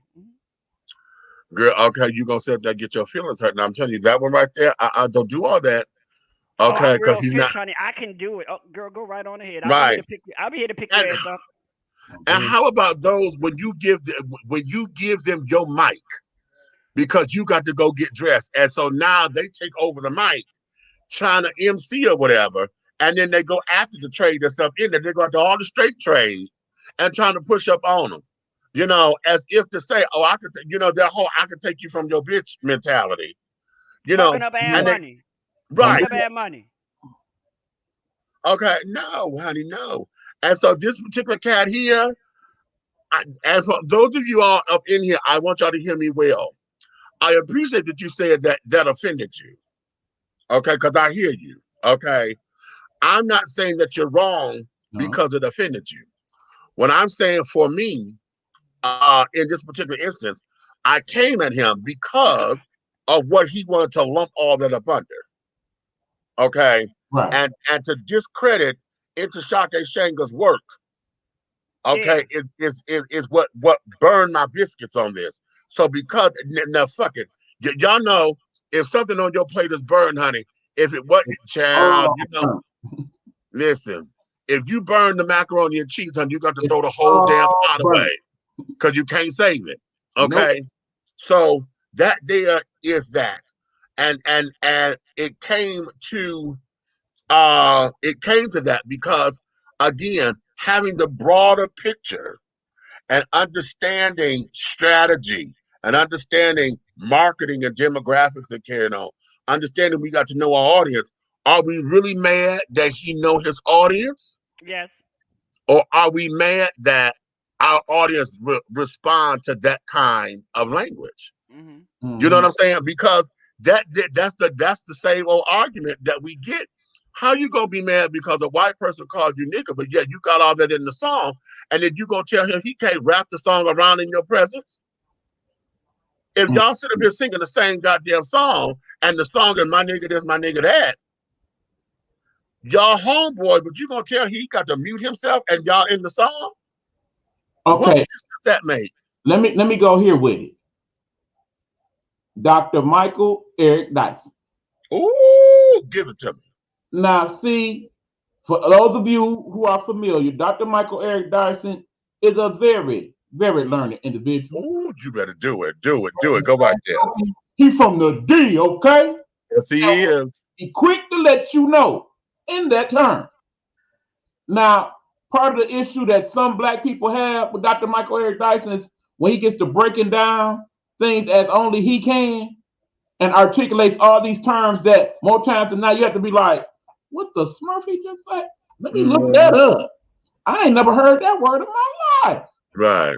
Some of the same issues that y'all had with our former president, Barack Obama, by the way. People had the opposite view of what this brother had in regards to that. So you mean to tell me you can't talk good, but you can't over-articulate either. You can't use the fact that, okay, you learned and have read several books, so that has become part of your vernacular, part of what the source in your mind churns out as you speak. And it's natural. That? One moment, if you're a Dr. Michael Eric Dyson, you can talk about some hood stuff, but then break it down and tell you how that articulates into other possibilities in regards to what he's speaking on. Okay. So which one is it? Either you want him to be like that and give you the hood terms, or you want them to be like that and articulate to you in a way that people of non-color will understand. And but wait a minute, even with the good doctor, because he would give you all of this wonderful vocabulary. And listen, I'm one of those, honey, intelligence turns me on, honey. So every time he talks, I get a little moist. But anyway, you do, honey. Girl, okay. Anytime you make a bitch run to a dictionary, honey, that's a turn on for me. No, No, you run for the dictionary because of the first three letters in the dictionary, honey. Let's keep it real, honey. You're my sister, bitch. Don't play with it. Lay with it. You know how we do, honey. Come on, let's get it together. Look at Okay, I'm now. sorry. Go ahead, Here sis. we go. I'm Here sorry. But we what go. happens is that when he gives it to us in such a superfluous way, honey. Okay. And then he breaks it down to its lowest common denominator. Okay. Because there was a I think it was a state of black America, whatever. He was on that panel and they were talking about the word nigga. He said, wait a minute, because I accept my nigga though. Okay. Because he was talking about hip hop. And he said, wait a minute, because you got to understand, you know, how they have transmogrified the word or this, that, and other. And when he broke all that down, he said, yeah, because I accept my nigga though. My nigga. I did all that. Whoo! Them children up there, all of them black scholars again, they were about ready to burn him at the stake. Yeah. You know? I mean, you look at that. I mean, you can even look at. I'll use an example. Look at the church like that. When they go on to be Doctor Bishop so and so and so and so, and they want to be, you know, going into Revelations and explain this so, and people sitting in a congregation like, what the hell did you just say? Just right. To prove that you have your doctoral degree in theology. Okay, I'm glad for that, but guess what? We your parishioners. We still on the elementary Christian level. You all the way up here. You done lost me. All day. Every day. Okay. Hold on. Wait a minute. Wait a minute. Okay. Yep. This is on Audible. Yep. Y'all need to get that. Okay. Okay. Let them educate. Yes, Big Meat, you have to learn how to turn it on and turn it off when it comes to our expressions. Of course, darling. Big Meat and Boy Derek, we need to have this conversation about identity expression in the LGBTQ community ASAP. This millennial generation and Generation Y seem to have a huge problem in understanding the difference between being who you are and being professional in a business environment. Ooh, you know what? Okay. Exactly. Oh Because my Meech, you know the God. children will always say, "Well, you know, I can't work there because I can't be me." What the hell is you? Right. Sometimes when you work, being you is not being who you are 24/7. You know, being you is an 8-hour 9 to 5 going in the office, punching a time clock and do all that. Child, you can swing your hand and do all that shit when you off because that ain't getting you paid. That's gonna get you fired. Right. Listen, being professional. You have a corporate understanding of what you need to get done. Okay. A corporate, listen, it is all about understanding how to do your job effectively. See, that's a whole, wait a minute, let me not get into that because that's a whole nother conversation about work ethic, work, you know, decorum at work. Right. You know, how not to bring your personal into the job. Exactly. You know, even though we spend most of our waking hours on somebody's clock. True. Okay, which is why entrepreneurship, it is the best way to go because it's not work if you're doing something that you love. Right. Okay. At the same time, being up under somebody else's rule of thumb where you are in confinements and carrying on, you know, because when we're dealing with places where at will employment, 48 of the 50 states are at will employment, which means at any given time they can let you go and they don't have to give you a reason. See, we got all that twisted. We think, oh, well, they didn't tell me nothing. They don't have to. No. It don't feel good. And I know we all say it. You know, bitch, I didn't do nothing. Y'all should have told me, blah, blah, blah. No, it's all about job performance. All they have to say is this one sentence is that your job performance is not up to our company standards. Yeah. What company standards? Okay. When they break out the book on and that's when they go to that handbook. And what it also does is that if your professionalism does not meet where they are, then it becomes a problem. Now here's where this is, because see, I'm one of these bitches. I am one. I tell you, if I'm gonna dance your dance, I'm dancing to my music. But if I'm gonna dance to your music, then I'm gonna dance my dance. You're not gonna get both. Okay, because I'm not mechanical, I'm not a machine. Okay. Now, as we all do, once you learn the job and you know what is expected of you, everybody get into their own rhythm of how they do shit. Okay? Long as it becomes congruent with everybody around you. Now you understand, y'all go bump heads here and there, but you also make adjustments to make sure that what they say that they want, it gets done in a timely fashion without cutting as many corners as possible, and so that it doesn't get you in trouble. Yeah. Now, working in security, you know, our objective is to make sure that we cover our partners. Okay. But at the same time, bitch, don't you put me in no trick bag neither. Because the second you act like you want to take food off my table, bitch, yes, I will go to HR. I would rat you the fuck out all day. Yeah, they took the paper. Yeah, they took the goddamn pencil. Go on the camera. You can see this. Now we all got our own little dirt and carrying on, Lord. We all got our own little dirt. Not me. Now the thing of it is, your own little dirt is only supposed to be between you and God, honey. Ain't nobody else supposed to know your dirt. Right. Okay. Ain't nobody else supposed to know your dirt. And that means that if don't nobody else know your dirt, that means you're doing your job correctly because you are within the parameters of everything. You understand? Exactly. Anytime they get to mumbling and this and the other, you ain't doing something right. So pull back and get yourself together. All these children, honey, especially now, my generation is the generation that kicked open the door for these kids to walk around, you know, butch girl up in punch in the daytime. Okay, these Atlanta girls, honey, that want to walk around here, you know, up in pumps and carrying purses with the full beard and mustache and things. That's cute. I don't mind it. But at the same time, you're not going to sit down here and think that everybody else is supposed to get into it and you're trying to go to their job. You know, no, that's your playtime. The uniform says that you got to be in this and this and this. They tell you men supposed to wear this, this, and this. Okay. Point blank. Okay. Then like for an example, I used to be, you'll know about this, Mitch. I used to be a PBX operator supervisor. The hardest part to my job was one of the people under me was gay. And he just thought, just because he knew I was gay and he was gay, it was okay for him to come in there. Baby, this is not the place for all that. Right. You know, he wanted to get on the phone and talk, kick it with his girlfriends. I'm like, baby, you can't. This is a job. Now, what you do after you get off, I don't care, but you can't come up here and be kicking with your girlfriends. My damn phone's ringing. Right.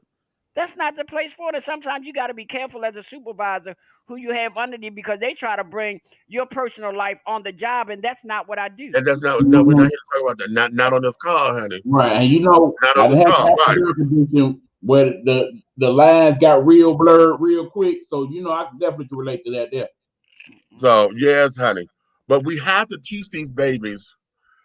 Being you is being you, but I need to know your professional you too. Because we're all multifaceted. They hired you because they said you could do this job. Bitch, I need you to go up in here and show them why you could do this job. It ain't got shit to do with who you got, how fabulous your hair is, whether you can whip it back and forth. I don't care how many dicks you sucked last night. I don't care what you did at the club. I don't care if you sit up there with Vogan or Jay Setting and did. I don't care about all that. Right. Because right now, that was not part of your job description here. Your job description said this, and this. A lot of this, for those people who are New Age Christians, as I'll say. Ooh. When I think of this man and I think of what he said, you know the first thing comes to my mind? We as a people will perish for a lack of knowledge. He came here bashing Tyler Perry and didn't have no knowledge whatsoever. So my mind said, well, little boy, please. And then he, like you said earlier, he made me think like he just did that just for likes and people to subscribe to his page. And if anybody who watched the stuff that he was saying, they would have been like, what damn Tyler Perry are you talking about? Right. What movies did he make where all these damn white people came in and saved the day? And had the nerve to put the list on there of the movies. I'm sitting there playing back in my mind like, no, that wasn't to save the day. That wasn't to save the day. The Family That Prays, which is The Family That Prays, is Tyler Perry's best original movie. Say it again. I have to agree. Say it again. The Family That Prays is Tyler Perry's best original movie. I will agree. When you talk about overall cast and okay, absolutely. And in that play, That wasn't the white folk who came to save the black children came in to save the day. Exactly. Yeah. Okay, because they were the board of trustees to help. Mhm. Okay, they were on the board of trustees, so they came in and the black kids came in. Okay, Right. and that was all about never judge a book by its cover because you thought they were something. Honey, they got stock in the company. What did And she then say? and the white What did she guy, say? Mommy, I didn't. Mommy, you a millionaire? I didn't know. She said, you didn't ask. Mhm. right, broke your face, bitch. And then the homeless boy that you thought was just homeless and coming up in there, he was the stock manager. Hello, Exactly. he was the investment manager. And Mhm. just caught on his luck, but see, it was more to it than that. And You guess what? understand? He had a slight mental breakdown. You never Right, catch that that. boy lost his wife and his children, and you never That's looked right. at that. You just That's look, right. no, boy. When if you're gonna dissect the frog, bitch, dissect this frog right. Don't just cut off his leg and say you dissected the fucking And I frog. think he really based that on one or two movies. One of them being I'll Do Bad All By Myself, but he wasn't white. He was not white. He was Hispanic. Hello. Right. Boom. Okay. And then you have it. And I was in that one. I could do better. I'm in that one.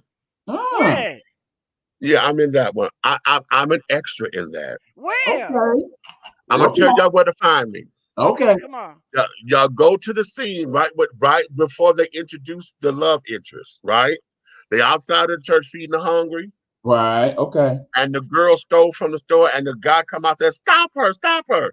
Yeah. That's the scene I'm in. If y'all know my walk. Y'all know my walk. I walk like S in the rain. If you look, you will see me walking up the street, and you can't miss me because I thought you were gonna have to look for me, right?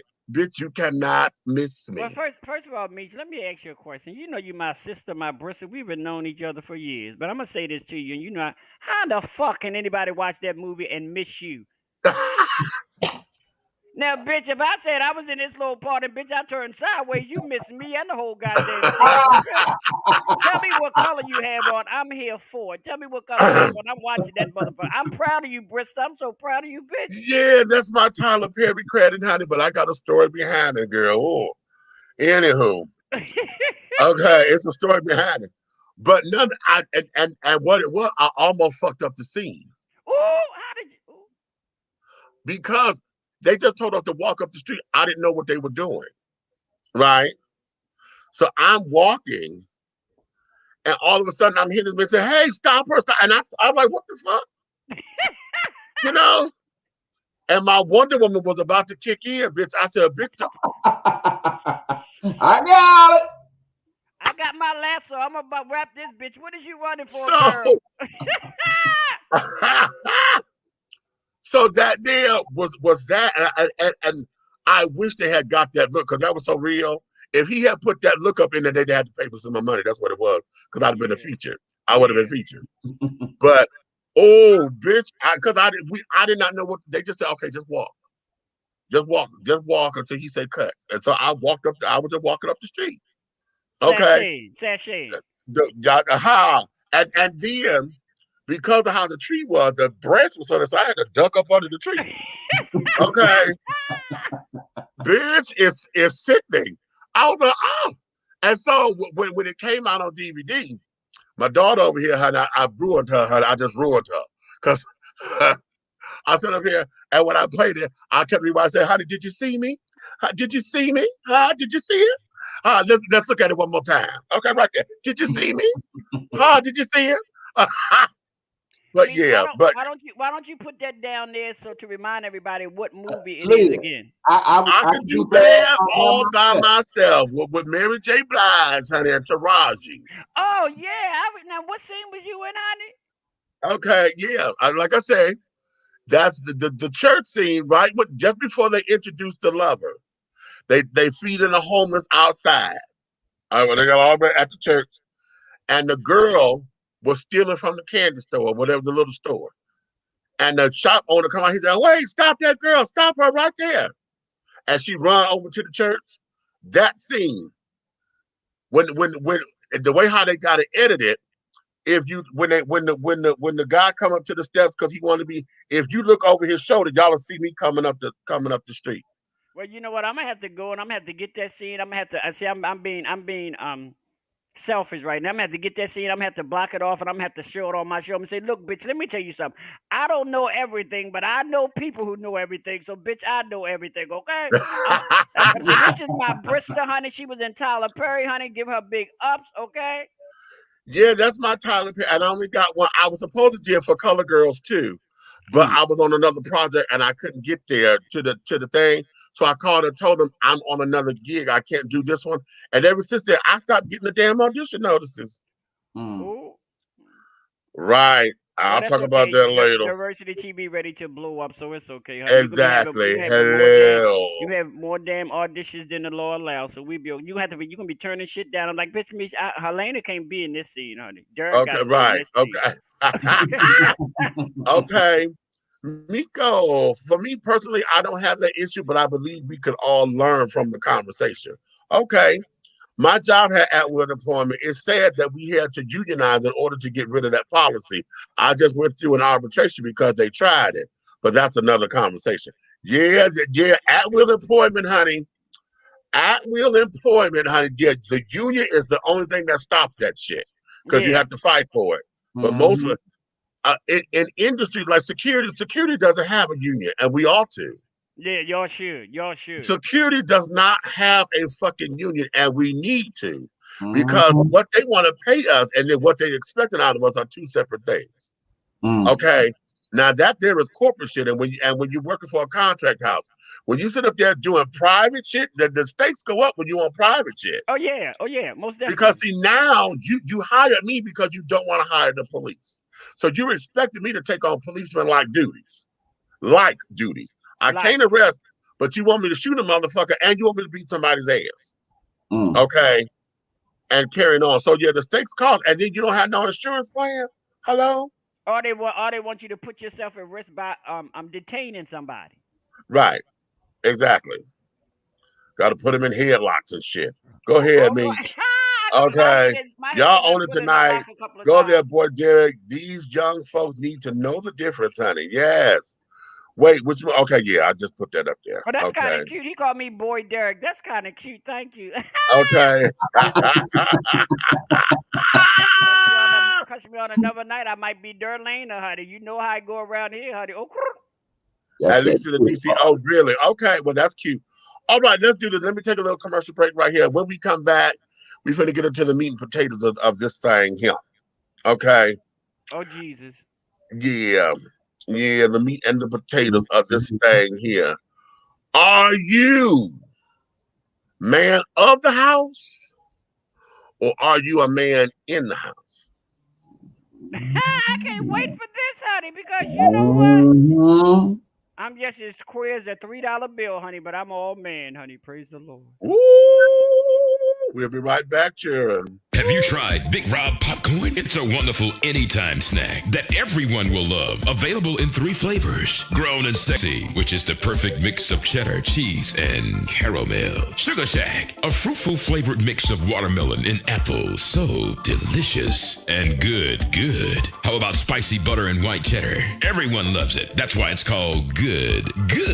All Big Rob snacks are manufactured in an FDA-approved facility and flash sealed for freshness, safety, and worldwide delivery. To order, call or text 937-367-8650. That's 937-367-8650. Or contact Big Rob via Instagram at Hey Big Rob. As the holidays approach, take advantage of the holiday special. Purchase more than 2 bags and receive a free CD. Call or text 937-367-8650 to place your order now. Big Rob popcorn, the perfect snack that you will love. It's so delicious.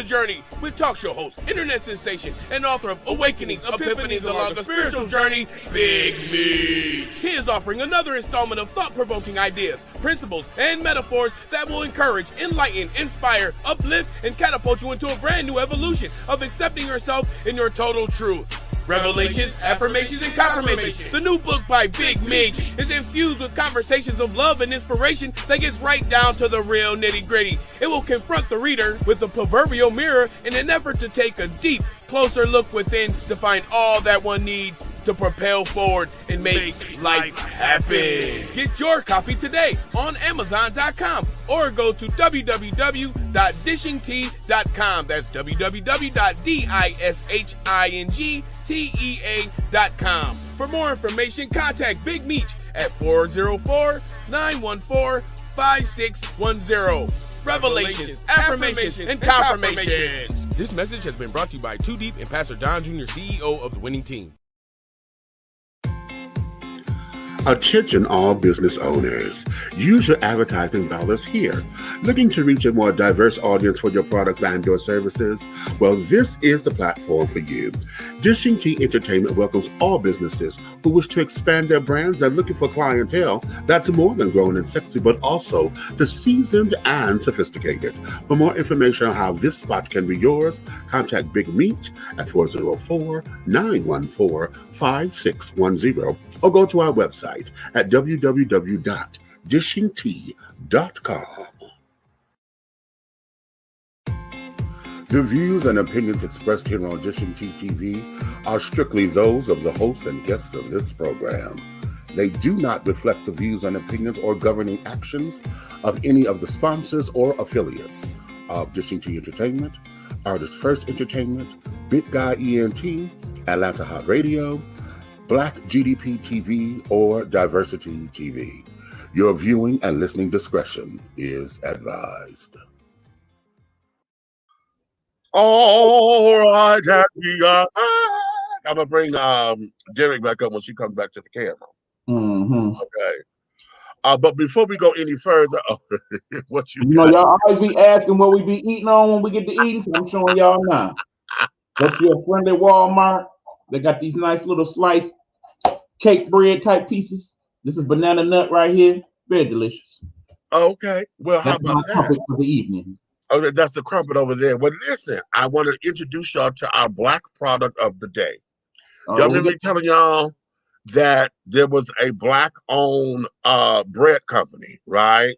Ooh, okay. The three guys, I believe they're out of Chicago. I think it's Chicago, but I got to get them. Or is it Denver? Whatever. I want y'all to go look up blackbreadco.com. Okay? Because I got my bread today. Ooh. See this?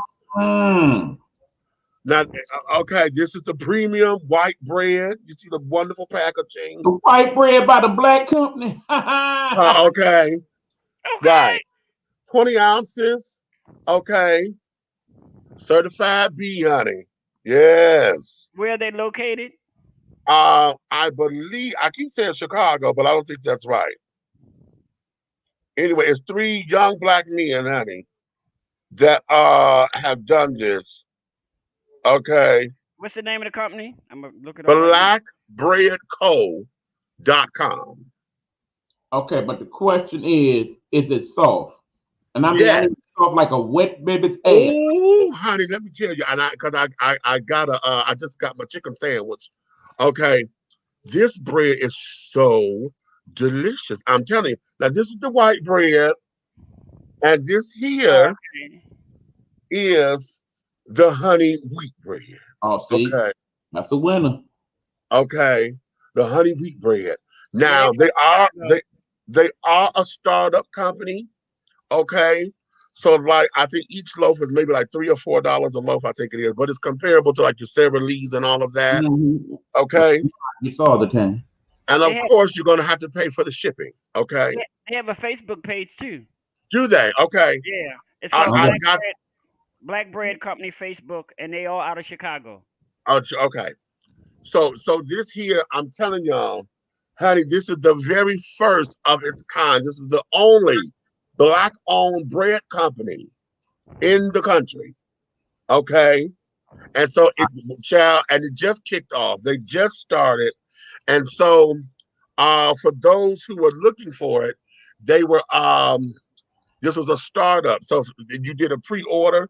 And so they just started sending them out this week. Okay, or last week on the 15th.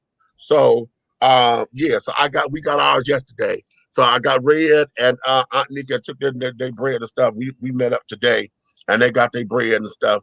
So honey, I'm excited, and I'm telling you, this bread is absolutely delicious. Nice and soft and carrying on. Oh, honey, oh my God. They have Now a I'm gonna Twitter tell you. account too. Huh? They have a Twitter account too. Oh, lovely. Okay, so that means what I'm gonna have to do, I'm gonna have to go on Twitter and have to do a video for it because I want folks to get into this, honey. Get into it. Honey, they said that they did this because during the pandemic, you know, they were trying to go and get bread or whatever, and there was nothing there. And then they were trying to look for Black-owned stuff, and there were no Black-owned bread companies. So the three boys started it, honey. Young men, three Black young men, honey. Yes, yes. And when I saw this, I jumped on this immediately. You stop lying. You didn't stop lying. You didn't jump on it. You didn't jump on it. Not on them. I jumped on it. Look, on the order. Madea told Bam, she said, Bam, stop lying. You just told 3 lies right now. First of all, you didn't run up in the church. Right. Okay. Put this back over there for me, baby. So, yeah, but I just want y'all to show y'all the bread because we got it, and I'm so excited. And I'm very, very happy about it. Announce it on my show, on my upcoming shows, and as soon as they get a commercial or something out, I'm here for it. Oh, honey, that's all right. You'll have one because the doll for to put one. I'm gonna make them one. And just because. You know, I love because. You. There's so many ways that I could, so many things I can call you the doll. I can call you the bitch. I can call you the diva. I can call you the meech. I can call you the meester. I mean, you're just able to intertwine into whatever setting you're in, and that's the gift. Say that that's the gift. Praise that's God. The gift, buddy. Let me tell you that. Okay. People take it for a joke, but you know what? Being who being who we are, and being comfortable in who we are, and know where we can be us, and where we have to be at professional. You scoot that over a little bit. No, the Smurf you didn't. Hold on. Now, see, Meech, we should have had a little private little to do before you try to make this thing so damn international. See, you be right. What you say? It's right. We done went to a whole nother world, honey. We went to Wakanda. Okay, we took you to Wakanda. I got that just because, honey. I saw that on Amazon, and I said, "What?" They had a book. Y'all know I got the 2 Wonder Woman board games. Right. I showed y'all those before, and I saw this Wakanda game, and I got it just simply on principle. But I want to reestablish a board night game, but that's going to be very difficult because I have games that we all got to learn how to play in order to make it fabulous. But that's that. Okay, so let's get into this because yeah. I feel like Mr. Miyagi. Okay, right. Let's get into it. Okay. Let's get into this. The churn. Okay, the churn. I have to be on. Okay. We have all come from households, belief systems, and understandings where we are taught and told that the man is the head of the house. Okay, he makes the final decisions. He basically he rules. He goes out. He's the protector. He's the provider, and things of that nature. However, oftentimes in a lot of these households, these same households that understand my gangster and this, that, and the other. Okay, in a lot of urban settings. Okay, and middle class settings. Let me not just leave that to urban settings, but a lot of middle class settings as well. We have a lot of people who act as if they believe in traditional thinking, but their actions say otherwise. We have a lot of women who are single mothers who would allow their sisters, their mothers, their neighbors to tell their young men or their sons, well, you the man of the house now. And will try to dump all that kind of responsibility on that child. Okay, simply because he's the man of the house. Okay, quote unquote. The question is, do we subscribe to that? Should we subscribe to that? Why are we allowing that to be? And is it still antiquated? Because now here's the question.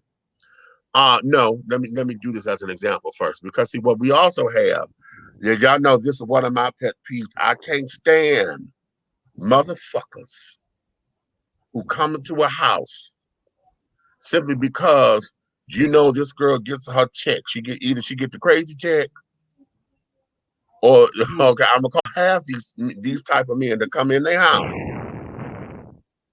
does not contribute to a household, but yet y'all give him permission to lay down the law because he's the man of the house. Okay, you allow your son to sit down there and put you in check, or you would sit down there and give him all of that responsibility of trying to run that house, and you done made your son your pseudo husband. Okay, yelling, arguing, and putting all that responsibility on your son.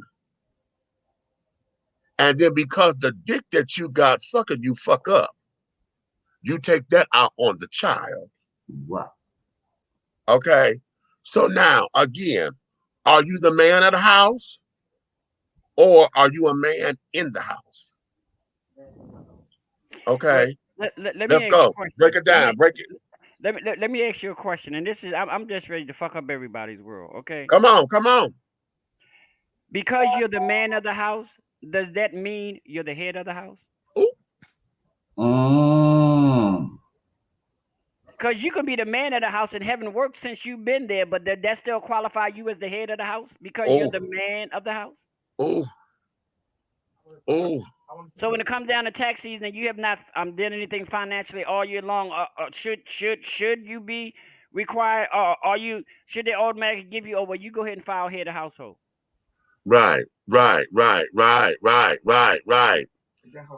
you're the man. Mm-hmm. Right. Or should the head of the house be the one who is if your wife makes more money than you, are you the head of the house or is she the head of the house? If your wife is contributing more to the house, is she the head of the house or are you the head of the house because you're the man?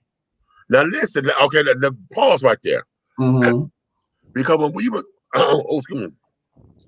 when we were kids, that was a lot of that was one of the reasons why spousal abuse and domestic violence became real big. Because a man started to believe that he was less than a man because his wife made more money than him. That part. Okay. A man started to believe that if he was there to take care of the house and take care of the kids, he was less of a man because he couldn't find work, but his wife worked. Okay. And see, these are antiquated shits. Right. That we have set down there. Those are those unspoken fucking rules. Come on, talk about it. Again, hold on, Meech. Let's go. We are 80s and 70s children, okay? Please know that more times than not, there was no quote-unquote man in the house. A lot of us were raised by single-parent mothers. So when you talk about the house and whose name the house is in, it's in Patricia Ann's name, not Richard, not anybody else that may stroll through here and spend some quality time back there in the room, okay? This is Pat's house. So as she would tell her 3 young sons, you got to pay the cost to be the cost. And last time I checked, every bill that come in this bitch got my name on it. That makes me the motherfucking man of the house. Well. But how detrimental is it to a child who is a child and you as a parent turn around to him and say, now you're the man of the house, but you ain't no man, you're 12 years old. You're the only male figure in the house. You're the only male figure in the house. So why are you telling You don't know what you're doing to this child mentally and detrimental. You are fucking this child up because if that child does not provide for you what you think he should at the age of 12 and not a man, and you want him to provide you man services, where the hell, girl, where See, you that's where this part comes into the story, okay? Because like I said, we talked about this briefly on the show before. I was, quote unquote, the person running said house, okay? My mother would come home, go in her room, have my dinner, have this, make sure you clean them dishes, blah, blah, blah, blah, blah. But as in terms of who was running shit up in this motherfucker, at age 11 and 12, I was the man in this motherfucker here. And if any of my family out there see this, y'all know what it is. Listen, this here, because you and I are in the same situation. You know, my mother went out and she had to get her hustle on. And when she was able to work, she was working. When she and my father split, you know, it became, I was never the man of the house. And I hated when folks said that to me. Mm-hmm. Me too. I hated that. Because number one, I took care of my brothers and my sisters because I love my brother and my sisters. Okay. It was all about making sure that the kids had this. Now, what it did for me was I grew up much too fast. Yeah. Most I grew up much too fast. And what I mean by that, for those of y'all who don't understand, it was more than just me taking care of kids. I matured at a level that took me so far out of dealing with my peers to where my peers were so beneath me. Yeah. You know, to where, catch this, whenever my mother was home, okay, she would tell us to go out, kids, y'all go outside and play. I couldn't play with them because I'm raising them. So that's kid stuff. Oh no, the kids outside, honey. I didn't go out and start playing again. I had to be around. That's how I got around a lot of older cats. You know, because playing with the fuck you mean play? No, we don't play with the kids. But look, okay. I had my pursuits and whatnot, but in the end, yeah, you're absolutely right. No, my brother, he had his own little friends and whatnot. Right. Why you in here studying and whatnot? Because I need this time to study because I done spent my other time dealing with them and washing dishes and clothes and whatnot. Right. But look at all the childhood stuff you miss because of right. Now here's something that I'm glad you said that, because there are moments in my life where I have to I look at myself. I have and I wish Hodge was in here because he likes to call me grandma. Okay. He'll call me, you got this old grandma spirit. I said, no, I don't have a grandmother spirit. I'm just mature. Okay. And some of the shit, I've outgrown some of this other shit. And then when it comes, I had to look at myself, like, bitch, did you know how to have fun? What is fun to you? Right. What is having fun to you? You know, because back when I was with the kids, yes, I was out there, but I was out there as supervision. I wasn't out there to play on the swings and run around and play tag and baseball with them like that. Go get it and all that. You're not right. I did that with the older kids as long as I didn't have to watch them. Right. You know what I'm saying? But anytime we were out together, no, I'm watching them. You know, on the porch with my girlfriends and kid. Now we keep in, you know, rolling each other's hair because I just get my hair pressed and curled, rolling my hair, you know, or playing little, you know, hands up to 85 and all that kind of shit. And then that's when I got recruited because all the boys wanted to play football, and I was the last boy on the block to even out the teams. And either I had to play or I had to fight. Well, I would say, well, look, honey, I can't play, but I got a fabulous little cheerleading skirt in the house, honey. And I now, catch this. See, so because of that, I was forced to play football, you know, because I didn't feel like, it's 10, 11 kids on each team. So if that's that there, I made 22, number 22. That's 21 different motherfuckers that wanted to fight me because I didn't want to play no goddamn football. Okay. No, So we played, and then they got mad because I did what y'all say do. I don't play football. Y'all say run, hit, tackle. Ooh, tackle. Tackle, huh? So now you mad because now I done fell on top of you. Or you say I hit too hard. Or I caught the ball and made the touchdown. And they didn't like that. They didn't like it. Because what it was, they wanted to be the one to tackle me and hurt me. See, they want to hurt me. And they didn't want you to make any good plays. They didn't want you to make any good plays. No, they wanted you honey. to miss the ball. They wanted you to miss the tackle. And actually what they did was they wanted you to be in the game because they know that wasn't where you were. So they was going to use you as an example of, well, now you see why he don't play football. And then to point out how much of a fag I was. Right. But See? then, you was that part. When you played the game, they was like, oh, this bitch is really coming for me. Right. I'm doing exactly what the hell you told me. You told me to catch the ball and you told me to tackle this motherfucker that's running over Right. me. Right. Okay. So because of all that, there was no coming from that to now I got to go back in the house. And then my neighbors is up telling my mama, oh, coming over to me, oh, you the man in the house now. You know, you got to make sure you take care of your mama, this, that, and the other. And I was like, that's too much responsibility on me. It really is. It really is. You know, and then you're talking about at a time where now my mother is 20 years my senior. Okay. I'm 10, 11, 12. You're talking about a 30, 31, 32-year-old woman with 4 kids. Right. Okay. In what, you know, that's the prime, honey. 30 years old. You got divorced from your husband. So you feeling like a failure? My mother started drinking then. Okay.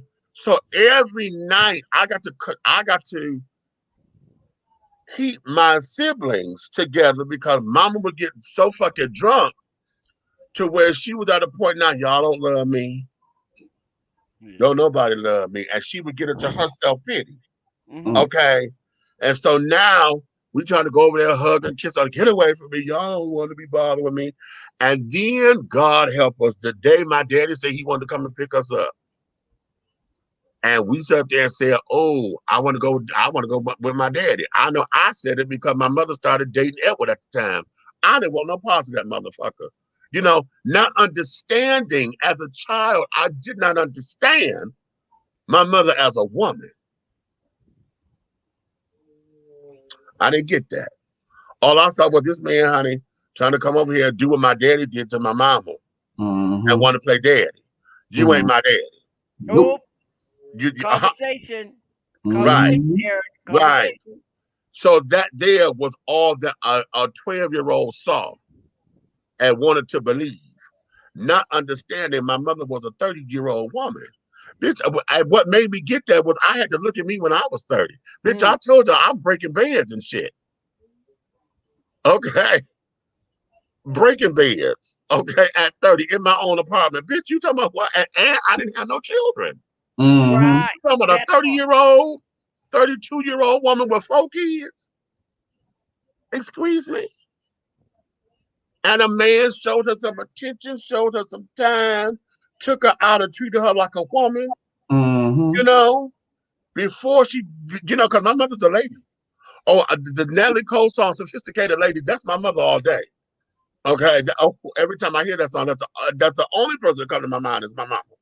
Okay, so that, not understanding that. So anytime somebody said I was the man of the house, at one point in time, I cannot lie and say that it bothered me, or I started to believe it because when Edward came in and wanted to play pseudo daddy or wanted to act like he had power to reprimand, oh hell no. Okay, because then that's what, okay, as far as this conversation was concerned, is he a man of the house or is he a man in the house? And to me, he became a man in the house who wanted to have privileges or wanted to sit down there. And I think, no, I don't think I know.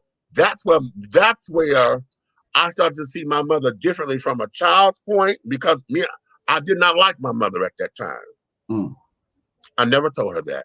I did not like my mother because I felt that you gave this man permission to put his hands on me. Okay. But here's the flip side of that goddamn coin that I had to get. My mother needed a man in the house to help guide her 2 boys because she got 2 boys she didn't want to get lost in the streets. Yeah. You understand me? Mm-hmm. Ooh, wait, oh. Y'all talk, ooh. Okay. So see, here's the thing. Mm. Are you a man in the house? Or are you the man of the house? Keep in mind, at 12, I ain't no man. I'm not biologically no man. Oh, I'm not in a mentally. position where I'm doing what men should be able to do in terms of provide and pay bills and all that. I ain't got no job. You ain't even got a damn man's body, boo. Right. At that point, did not. At 12, wasn't even no peach fuzz down there. None of that. Okay. But that being said, here I am. Look, I need you to take out trash. I need you to come kill spider, chase mouse out of here. I need you to help put up this doggone shelf because I ain't doing all that. You ain't gonna have your mama out here building stuff and whatnot. I can't afford to get my hands hurt because then I can't do my job right. Mm-hmm. Gonna go outside and rake them leaves and mow the lawn and all these other things because your father's not here to do it, in essence. Not Right. great.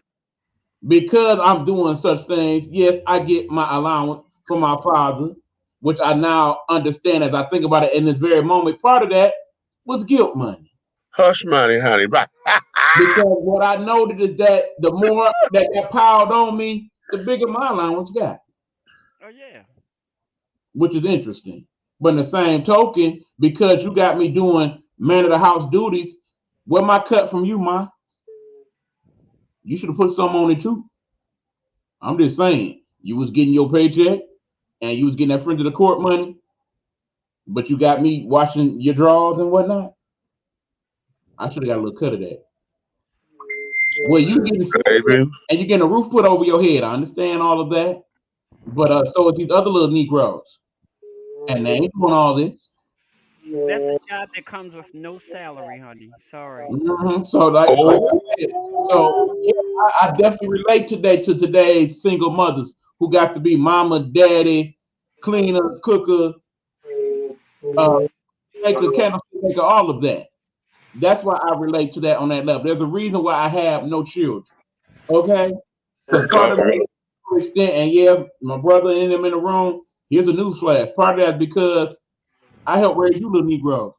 And from what I see some of what y'all do, in particular him, I ain't do that. That's just facts. And if you're watching, you can go back and tell him. I ain't a hard person for him to find. 11316 Grandma Detroit, Michigan 4827. You know what it is. Well, all right. That being said, just because you are walking around with that genitalia and you happen to spend your nights here as a person, that don't make you the man of the house. That don't even make you no man for real. What it down to is, are you handling the man business of the house? And we don't mean fucking. No, I don't mean fucking. I'm talking about the man business of the Come house. on now, I want to make that clear. Right. I want to make that clear. Very clear, because you laying the pipe do not make you the man of the house. If you think you's a dummy.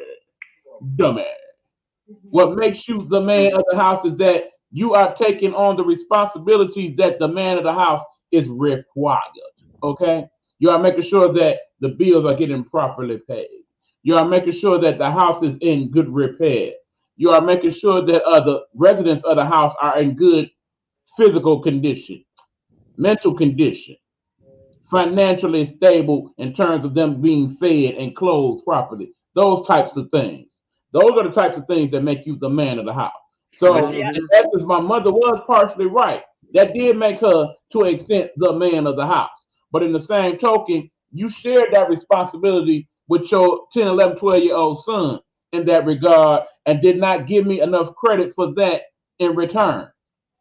So that when I did grow up and I left the household to explore my life as a student at Eastern Michigan University, and your household changed and the dynamics of your household changed, and now you wonder why your children is dealing with you different when I get back home, while we constantly getting into it when I come back as an adult, with the understanding that, okay, I'm here now because one, I done got in bad financial straits, so now I'm back here, and two, these children still living here, and we all damn near grown now, but yet Right. you're taking on that same role as quote unquote man of the house. But meanwhile, you got these two other grown motherfuckers in here that ain't man and shit. Not to mention the one that had children in the house. Well, Yeah, I feel some type of way, bro, if you're seeing this. But see, you know I what? do. I think we also got to realize that, you know what, for you and me, I'm gonna tell y'all something. I know y'all paid attention to, but I'm gonna just throw a little spoke in the wheel, so you know how back in the day we put the little card in the wheel so it can make a sound. But you know what? okay.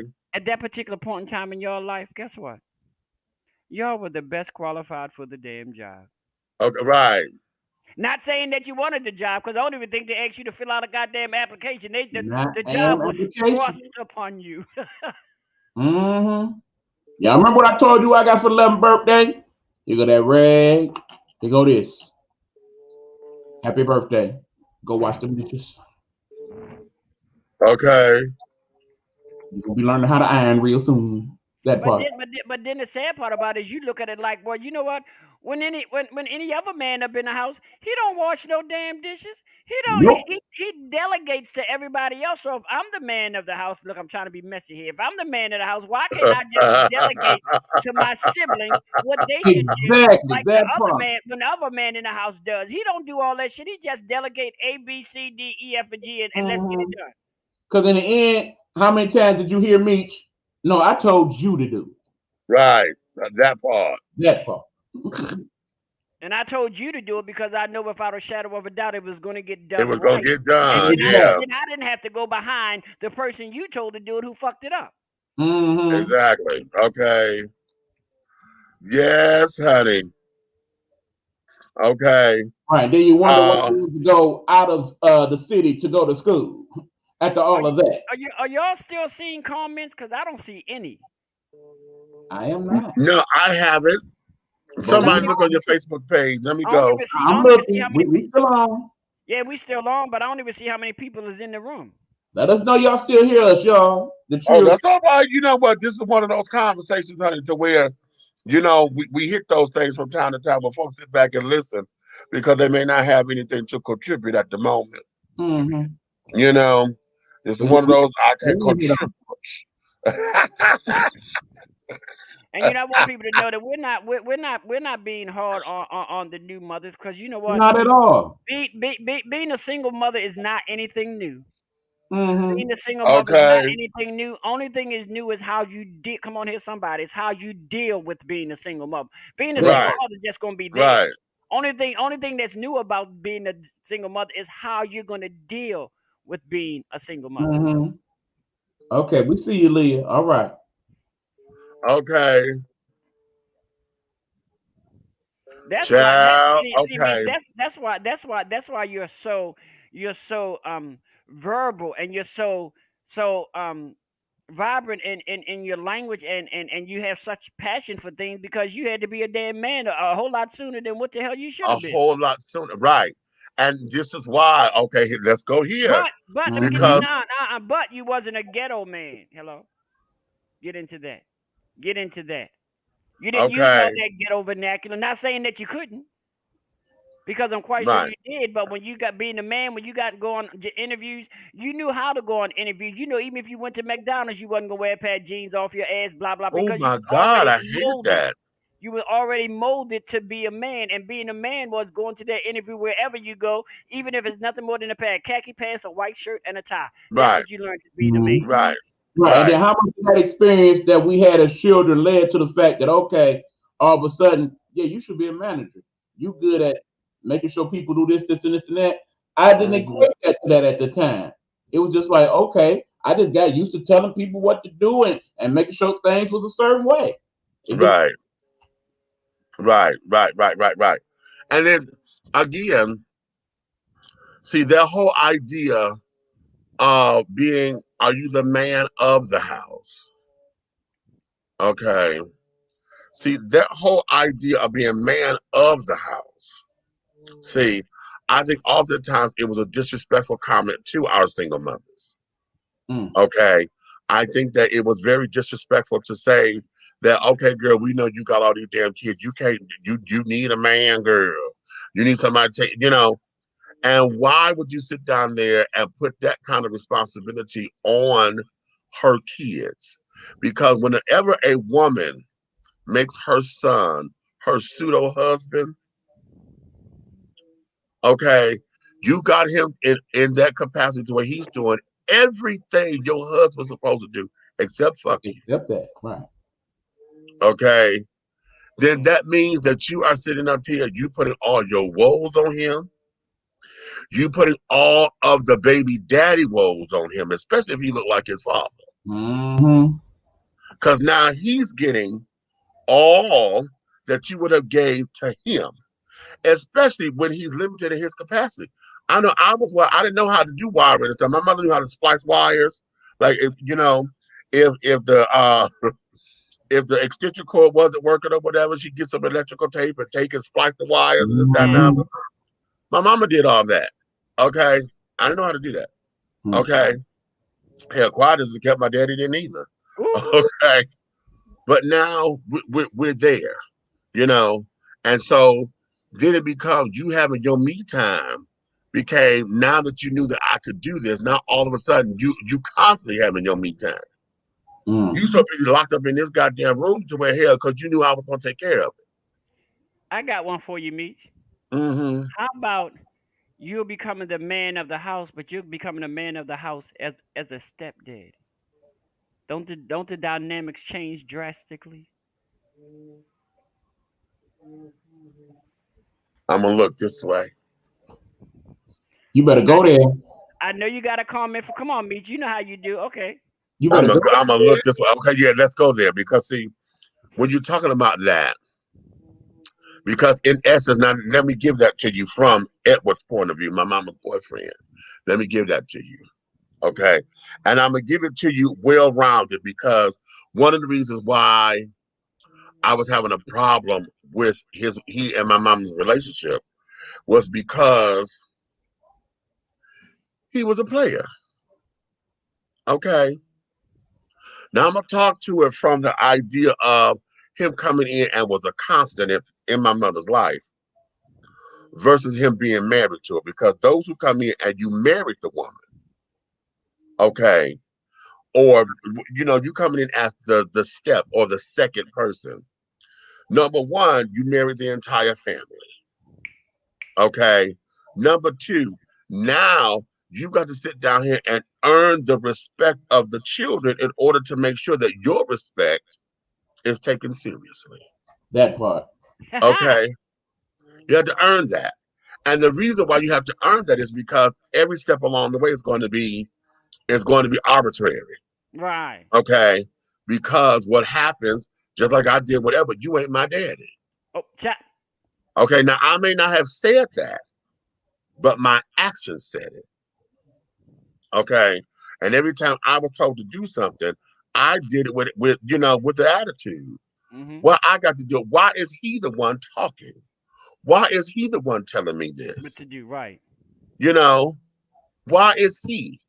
And for a moment, I had always, not always, but there was at one point in my thinking that I thought my mother had chose him over us. Right. But then what happened? My siblings started calling him daddy. Ooh, bitch. Ooh, you talking about somebody's biscuits got burned? You talking about somebody's motherfucking biscuits got burned on the broiler on 500? Mm-hmm. Baby, when they started calling this man daddy, when I tell you everything in me swole up, puffed up, no, this is not your father. Who ain't your okay. However, this is what the lesson was. That man sold his car. That man went out of his way. Whenever Essie Lorraine called and said, I need, or these kids need, I didn't see it at the time. Right. Because I only saw it the other way around. I only saw it whenever he came every 2 weeks when the check came.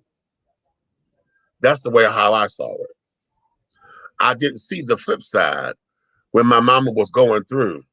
and she be an adult woman, you know, having adult problems. You don't tell your kids your problems. Right, right. Okay. I didn't see that. I didn't start seeing that till I became a teenager. Damn, now I'm about to graduate high school. Right.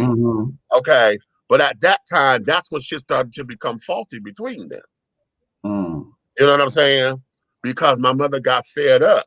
Yeah, I'm number one. All of his little bitches knew that if Lorraine called, it stopped, drop, and roll. Right, right, right. He could be getting some ass, and if that phone rang, he taking his dick out and wash it off and leaving. And the other bitch would be mad as hell. Okay. However, that there I had to learn that was woman shit. You know what I'm saying? That was my mother, and that was the relationship that she chose to have. In saying and being in love and not knowing how to navigate it. You know what I'm saying?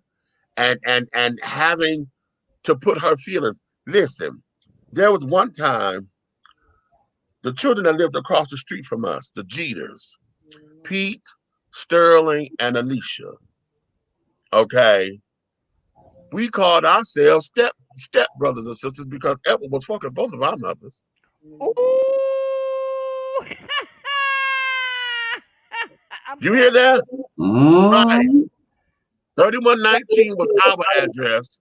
3116 was theirs. And so what it was every time he got mad at either one of them, he would jump to the other house. Okay. I, being the intelligent one that I am. Come on, talk on it. Okay. I didn't like it. I did not like it. And at that point, I saw my mother being stupid and silly and foolish. And all of that Wonder Woman that I had put my mother on that pedestal for, no. I saw a moment of weakness, honey. I saw those bands being bound together. I saw them take her power belt off. And she just became a regular woman at that time. Okay? Because I didn't get it. And so whenever he came over to the house, I got offended. I could never tell him that or tell my mama that because now I'm in grown folks' business. But see, again, you telling me I'm the man of the house. Right. Really? Right. Really? And then you said you call your neighbors your step brothers and step sisters. Let's get even deeper to this. What about when you become the man of the house and you are a stepdaddy, but you bring your children to live in the house too? Oh, now see. Blended families and shit. Come on. Okay. Then, we got the opposite situation going on at my house because there's me and my brother, both same mama, same daddy. But then enter Mr. Wing, and he becomes a father to my other brother. A biological father, that is. Yes, right.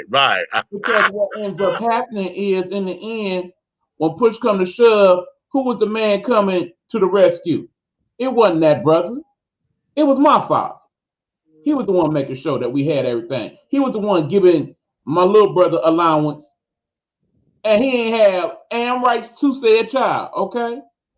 He was the one who, when we needed and he needed, he was the one looking out. Not that dude right there. But yet in the same token, when that fool would come over, you can't say hi to your father. No, that nigga can't say hi to you, punk. Because in the end, if he gonna call anybody else daddy, it better be me. Last time I checked, you changed no motherfucking diapers. Boom. You wasn't taking care of nobody's clothes. You wasn't helping change clothes. You wasn't helping get people to school, doing no homework. That was me, motherfucker.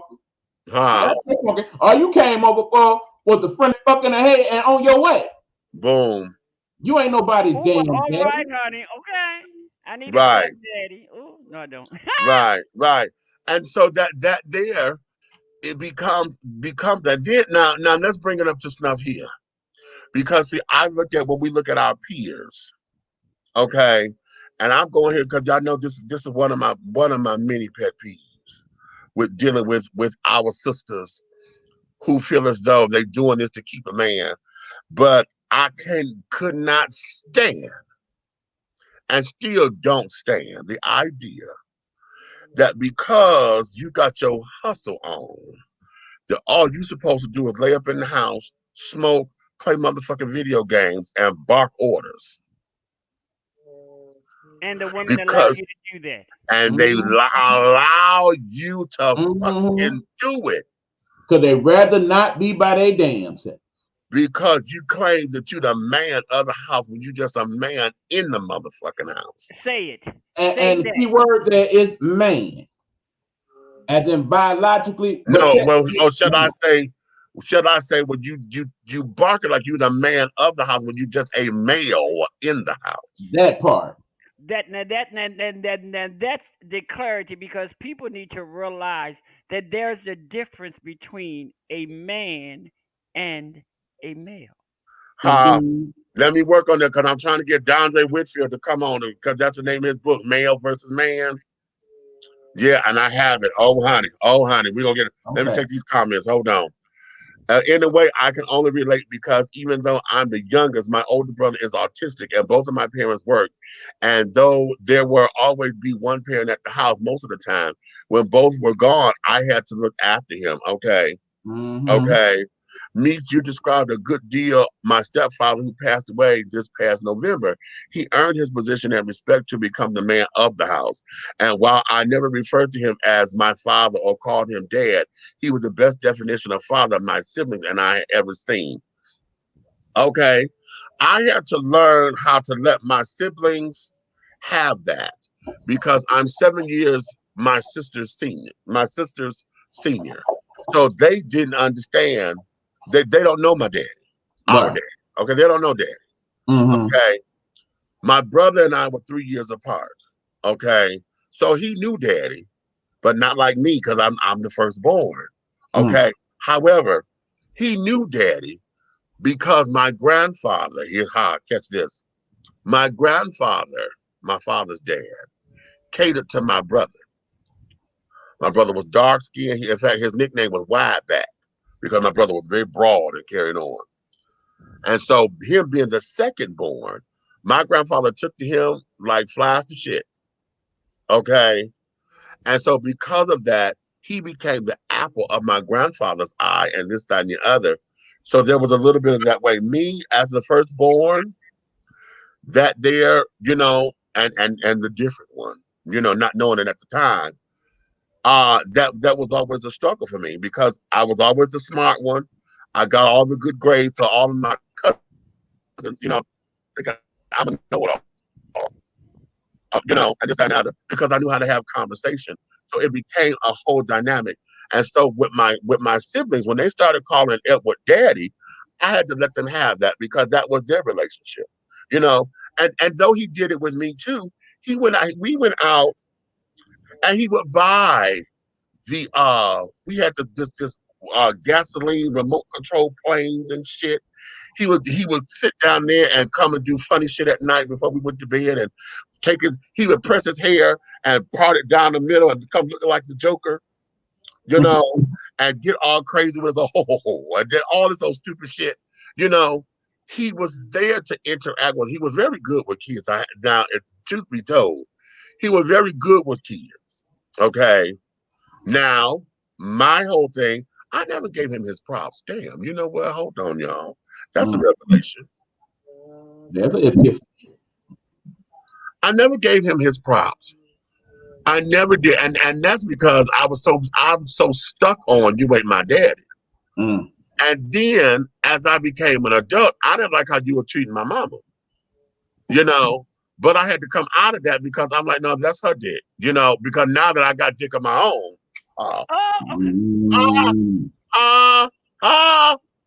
That part, I started to understand. I started to then understand where she was. But okay, that became hurtful for me by me being a stepchild. And you guys know my story. My mom died when I was 2. And you know what? One of the hardest things was growing up, being the youngest of 10, and at least 7 of my siblings had a bona fide relationship with my mom. Yeah. But the only person that I knew as my mom was my stepmom. And one of the most hurtful things that ever happened to me in that situation, because I called her mama, was when my older brother said to me, "That's not your damn mother." Mm-hmm. I'm like, "But bitch, that's the only fucking mother I knew." So Right. that was so detrimental to me when they told me that, even though it was the truth. I was like, okay, but this is the only person that I've ever seen besides my grandmother who played a mother role to me. I don't know Right. anything about my mother other than pictures. So when they told me that became so detrimental to me. Like, wow, I was sitting there thinking. So after all these years, my father and my mother was lying to me, telling me that was my mother. Mm. Okay. Why? As so here, and because of how our society does that, because we put titles and this step shit and this that, and the other. We don't look at, but wait a minute, this is the person who nurtured me, loved me, saw this, bought my clothes, came to my games, came to my spelling bee, took me here, made sure I had money to get this done. Okay, when I went to grandma's house, honey, she made sure she gave me permission to stay over here. This is the one who signed my permission slips. This is the one that argued with my daddy about making sure that I was able to do what I needed to do. This is the one that came to when I had my fashion show. This is the one who came to the fashion show. You know, we don't hear that. No, Just like, and we don't want just to hear like that. I'm saying now, I never gave Edward his props. Never. I for Father's Day, because he had his own kids. I uh uh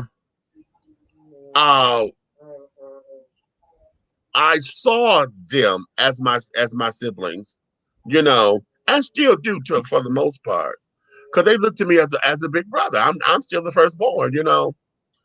At the same time, him having his own kids, it was a little different for me.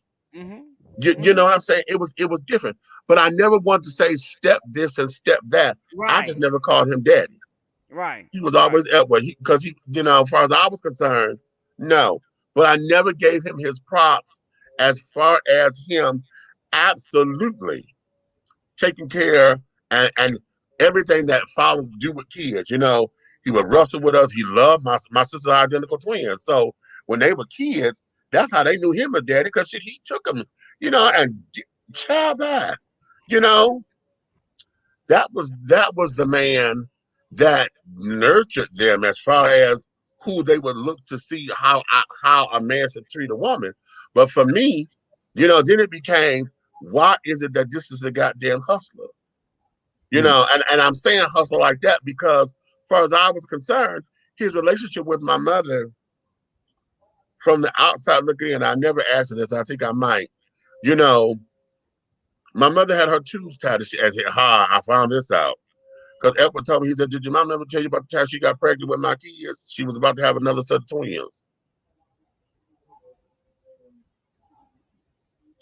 So, you know, I went straight to her, honey.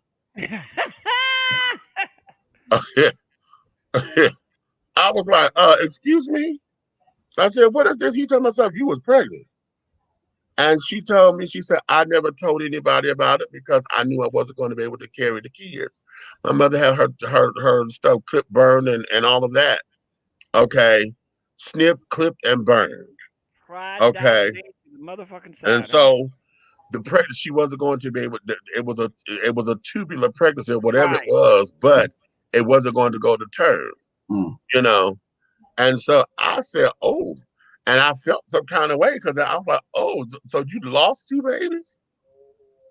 You know, and I found out about that before I found out she had lost two babies from my dad, Mm.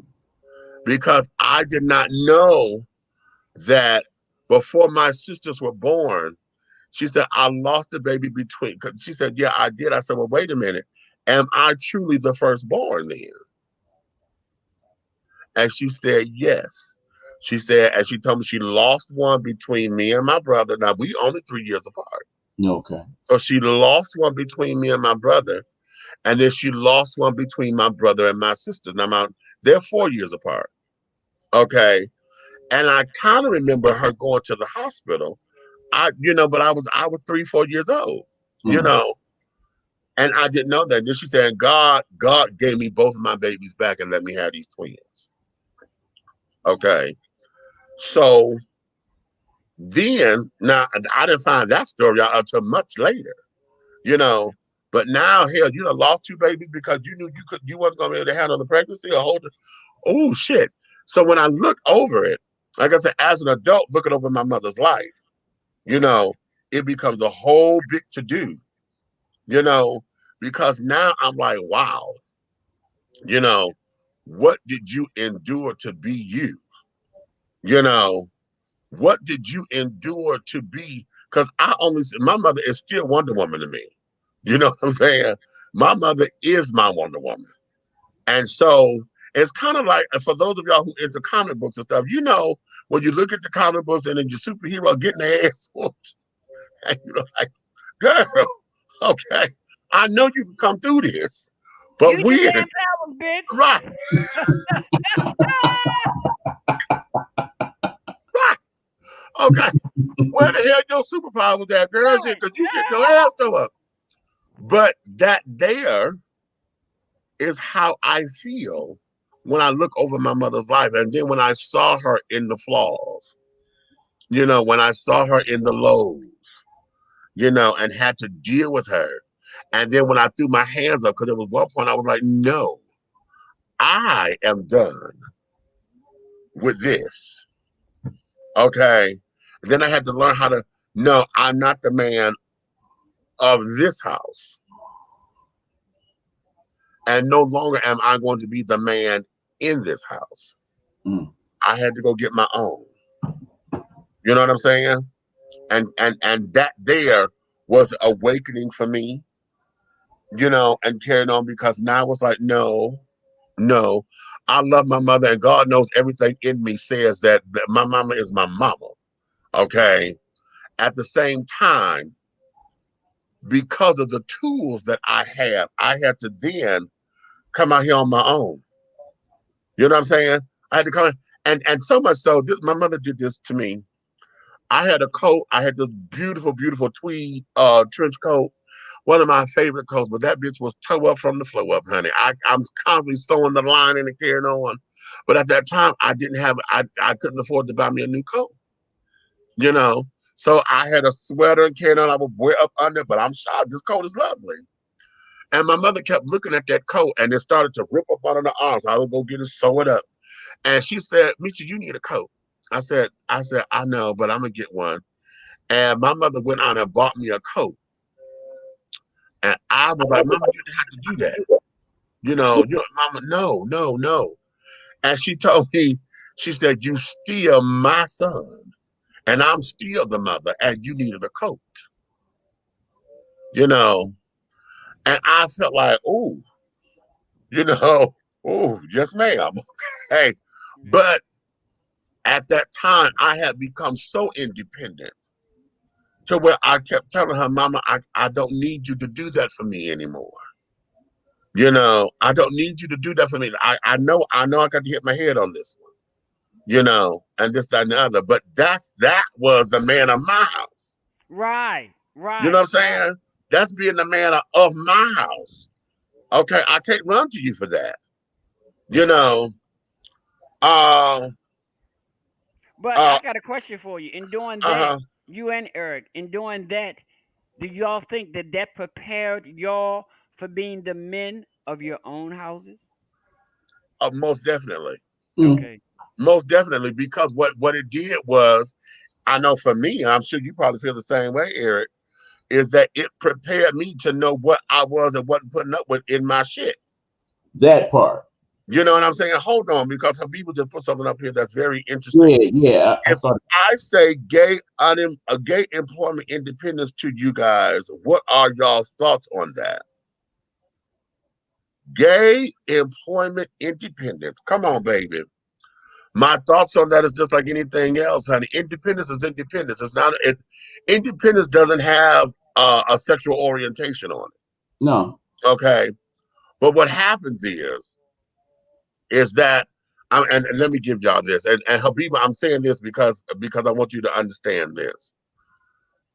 When I hit the job market and carried on, I was back in the day what y'all see now to be flamboyant. Okay. I was one of the girls to kick open the door for these kids now.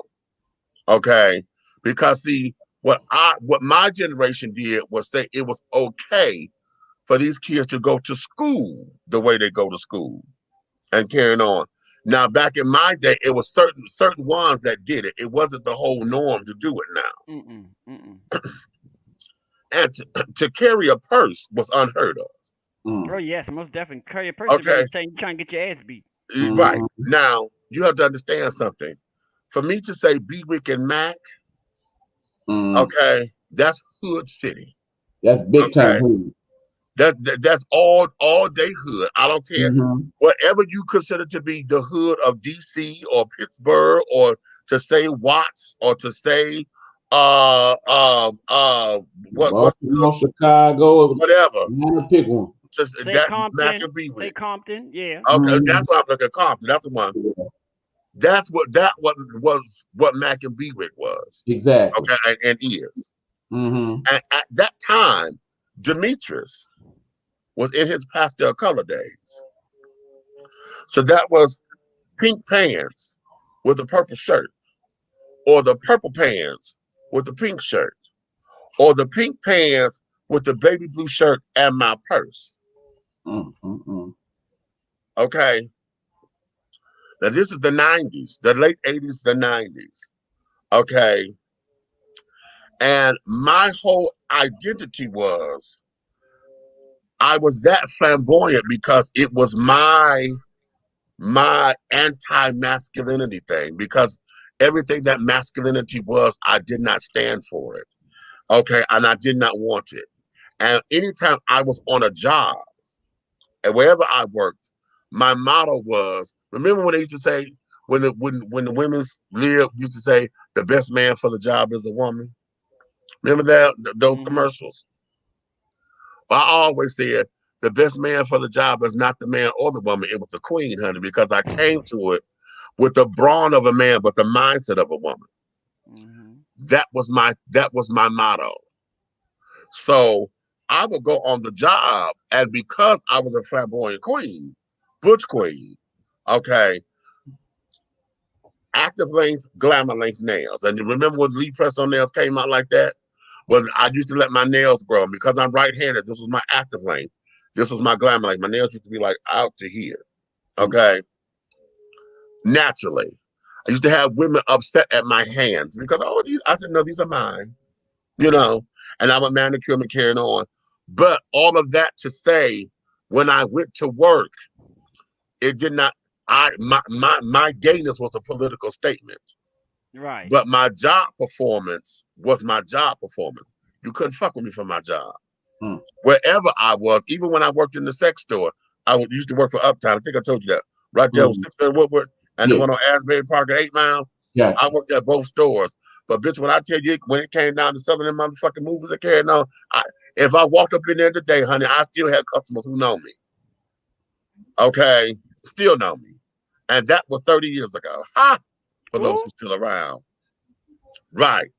So that there, independence and employment independence was always about integrity and making sure that your work ethic spoke for what it was, spoke to you. Okay. Being a security officer at the UPS and this, that, and the other, and the different places that I was, I became recommended because of my popularity and my ability to talk with everybody. It always wasn't about confrontation. It was all about to talk it down and, listen, we do this, bubble. So that's what employment independence is for me. Okay. Is there a gay employment independence day in the community? Also means, can you make an action movie to this concept? I'll take that challenge. But as far as a gay employment independence day, no, we don't call it that. Okay. No, we don't call it that, honey. We just go out to the club. But Meech, you know what? And one thing I wanna say about you, you being, but Meech, and I want your honest opinion. Uh-huh. In your feminine time, when you was carrying a purse and everything, right? But Right. you have to believe, because of your stature, people looked at you a lot differently carrying a purse than they would a skinny bitch like me carrying a purse. No, that's 100. That there is completely 100. And see, this is why I made the statement that I made, because mind you, remember I told you, honey, I had to specialize in group fighting because folks wouldn't fight me one-on-one because of my Hello. size. Okay. They would not.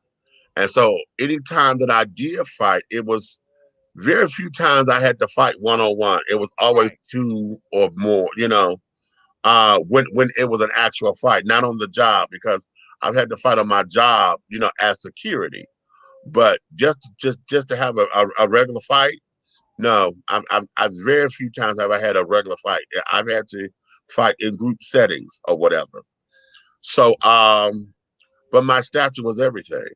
Yeah, I mean, I've been with Yeah. you when you carried the purse, and I was like, these bitches not Yeah, looking. you were down in the UK.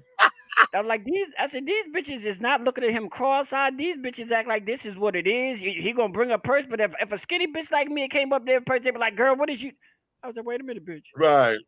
How's he getting away with carrying this goddamn purse? And then I'm saying, bitch, look at how big that motherfucker is. Ain't nobody He gonna is. step to that ass, bitch. Right. And I'm talking a real purse, honey, because Yes, no, in fact, not no damn diaper bag. We talking about no, ladies, because bitch. We're not talking about because no little. Mm-mm. You talking about back Devin in the Ford? day, it started out with me carrying my briefcases, and I used to carry everything in my briefcases. The zipper ones. The ones that we got from Family Dollar. I mean, the Shopping World or whatever. Right. And I used to call those my purses. And so I was doing a play called There Must Be a Pony, and the woman playing my wife. How about that? The woman playing my wife in the play. She kept telling me, she said, you know what? You keep calling this a purse, honey. And I'm going to really go out and get you a purse. And you better carry it. I said, okay. Challenge me, will you, bitch? Okay, Huh? watch this. Okay. And she bought me a purse for my birthday. In fact, her birthday is 2 days before mine. Okay. Wow. And she bought me a purse for my birthday. It wasn't sage green. It was more like a pea green, but it was a floral paisley print. Wow. And it had sand or tan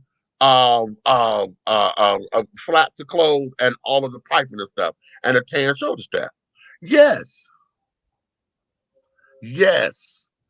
Now I'm on Grand River and Livernois at the time, honey, and I would walk into that McDonald's right there, and baby, and the first time I carried it outside, child, the kids sit up there, I heard them whispering, "That motherfucker got a purse,"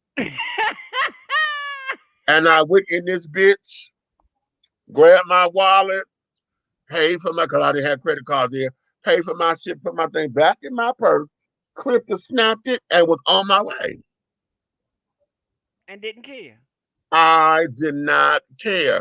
And at that time, somebody asked me, is that the purse? I said, yeah, somebody dared me to carry it, and I'm carrying it. And you carried it ever since. And I carried that bitch ever since. And then it was after that I actually started buying purses. And so then the kids would try to read me because they didn't catch the stunt. You thought I was gonna go spend all this money on a Coach bag or whatever, but Jacqueline Smith had just started her collection at Kmart. Bitch, the stunt was Jacqueline Smith, bitch. That's Charlie's Angels. So I got a Jacqueline Smith. Right, bitch. right. Kelly First of Garrett. all, check this out. First of all, bitch, I got somebody that you know, because half of your asses don't know Yves Saint Laurent, honey. You don't know Dior, bitch. Exactly. Jacqueline Smith. Right. Oh, Charlie's Angels. Yes, bitch, I got a fucking label, bitch. Jacqueline Smith, okay? Right. And that's what it was. So, and a lot of kids didn't catch that stuff, but that's what it was. I had a Jacqueline Smith, honey, because it was homage to Charlie's Angels for me. Right. Yeah. Right. Yeah. Right. You have so much stuff that you've done in your life that you make me so proud of. I was like, that's my goddamn Bristol, because that bitch, Well, let me tell you something. The child, when we went to Detroit, I tell you, I thought that child was Al Unser, honey, because that bitch can drive. That bitch is not no grandmother behind no motherfucking wheel, bitch. I clutched my pearls. I said, look, bitch, I'm too far from Baltimore for you to be crashing this shit, bitch. You better slow this shit down, honey. I am a Ledford, honey, and I do have to watch that. You know, I watch it. Okay. Now listen, we're gonna go to this last little thing, honey. I'm gonna give y'all 10 minutes because I know we burned it up on the other time that we talked about it. It's all your fault. But I got some comments because I put it up on the Facebook just a moment ago before we came on because I wanted to see who all were going to comment on. I was hoping that some pastor friends of mine was going to come in to collaborate. Okay. However, that is gospel music and the boudoir. Gospel music and the boudoir. Can you make love to gospel music? And if you can't, why not? Wait a minute, hold on. People say, what?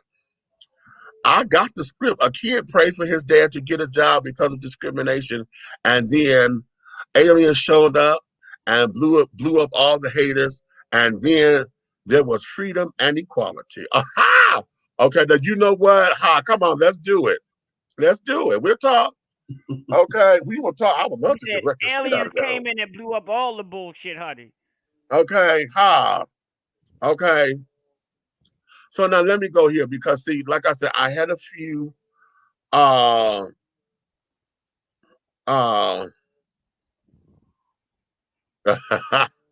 Lord. Somebody commented on my picture of my cousin, and that was too funny. He said she's still Mrs. Jones. All right, Mrs. Jones. Okay. All right. So, like I said, and the way how I pose the question is this. To all of my pastors, preachers, deacons, first ladies, first gentlemen, churchgoers, and etc. I would like for you to weigh in on this. Is it sacrilege to have sex to gospel music? Now, we all know there are gospel love songs out there, but do you feel it to be blasphemous to do so? Well, and that's what it is. I think, and that's why I put that twist in it, because a lot of folks think that it's blasphemous. Yeah, I do. Do. Blasphemous, honey. How dare you do this? And because you're taking the Lord's name in vain and this, that, and the other. Yeah. Okay.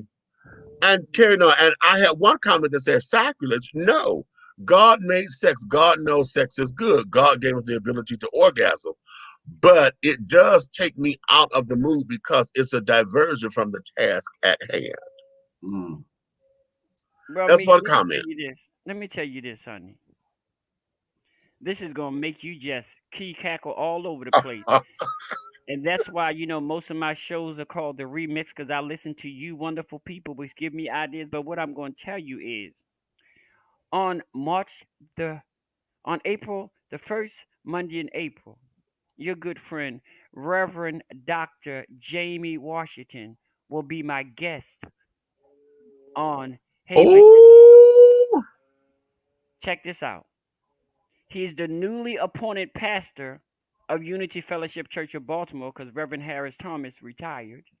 Really? And in April, he will be celebrating his 20 years from being in a traditional church to being in an affirming church. Wow.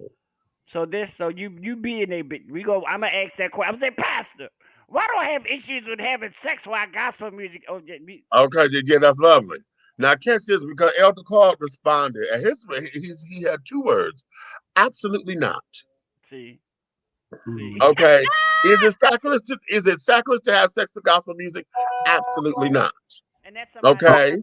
Now, here's the thing: because I am the person that I am, I have a background with several different churches. My grandmother, she attended a Lutheran church.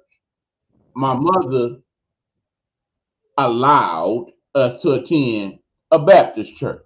Okay. My aunt, who oftentimes watched and raised us in my early life, was a devout, still is a devout Jehovah's Witness. Oh, so we got all that. Then, of course, one of my good friends, they was raised Muslim. So then there's that. Now, here's the thing. When we went to church, we had to understand that there's two types of music. There's gospel music, then there's secular music, which is basically a nice, cute way of saying not gospel music. Okay? Okay.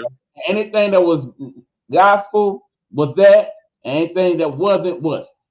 Now, because the Bible teaches us, supposedly, that we are not to fornicate and all of such things, in regards to that, that in the end, if you're having sex, more times than not, if it's not with your husband or wife, you doing wrong anyway.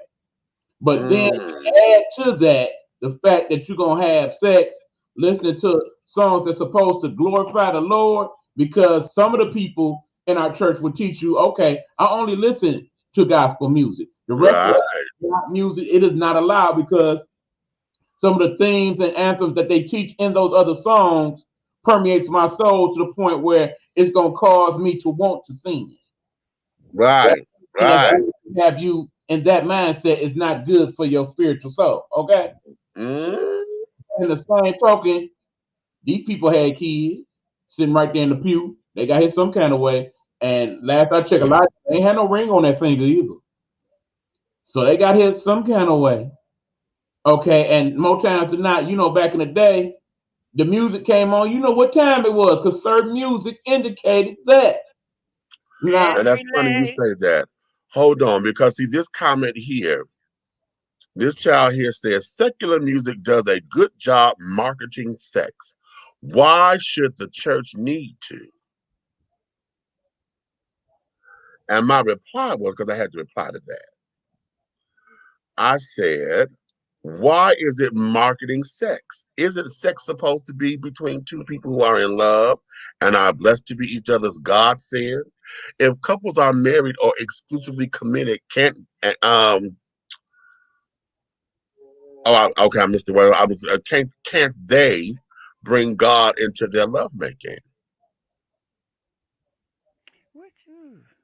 Now, like I said, to answer the question outright, no, I can't do it, because in the end, songs equate certain feelings and understandings to me. That's why, I often post my album of the day and our little chat and whatnot, because I'm trying to get certain feelings and understandings that particular day. That's why I might pick that particular album. But that being said, I don't want to be in the throes of love making and Stomp comes on, or Kirk Franklin, and everything's all good. But then I go to church later on that week and same song come on, Stomp. At that point, am I glorifying the Lord, or I'm thinking about that part when I hit that when Stomp came on early in the week? I don't want to have those two emotions going on simultaneously. And a lot of folks. I'll tell you something else. Is that we as humans have put so listen. Come on, go right there. Go. I'm ready to tell you. We have put so much limitations on gospel music. When I'm up in drag and I do gospel, they tell me that I shouldn't do gospel because I'm in drag, and that's man-made damn limitations on gospel music. Period. True. God, and now, Meech, I'm kind of feeling where you come from. God. How can I allow God to be a part of every aspect of my life, but not sex? Right. And here's the thing. Here's where I am with it all the time, because a lot of time when folks say, they look at it from a very carnal, secular kind of place. And I think that's where we all are, because we see sex. We like to get dirty. For those who play the way that they play, you don't put God in that, because we have put God in such a box, and such a clean and pristine box. Okay.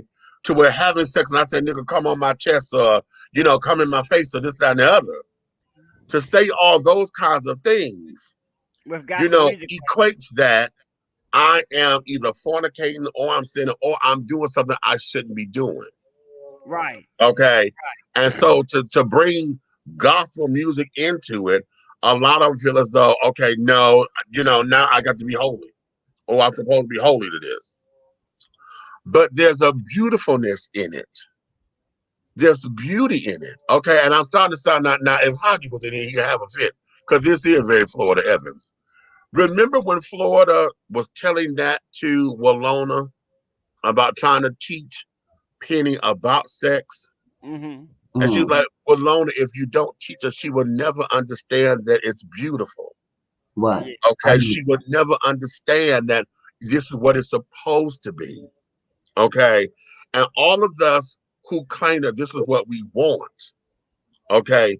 We say we want the beauty, we want the this, we want the caressing and carrying on. We want to be loved because you're supposed to be making love. And I think what we get where we get it twisted at is all the time we so busy fucking so we forget that this is making love. Okay. And oftentimes, and I say this because most of the time, I say this about being married or in committed relationships because you can't. There are certain songs I will not play when I'm just having a trip.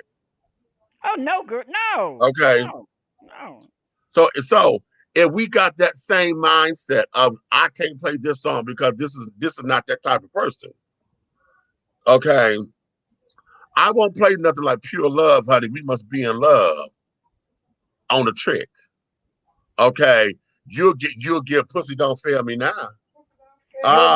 You'll get As We Lay by Shirley Murdoch. You'll get As We Lay, but you won't get Husband.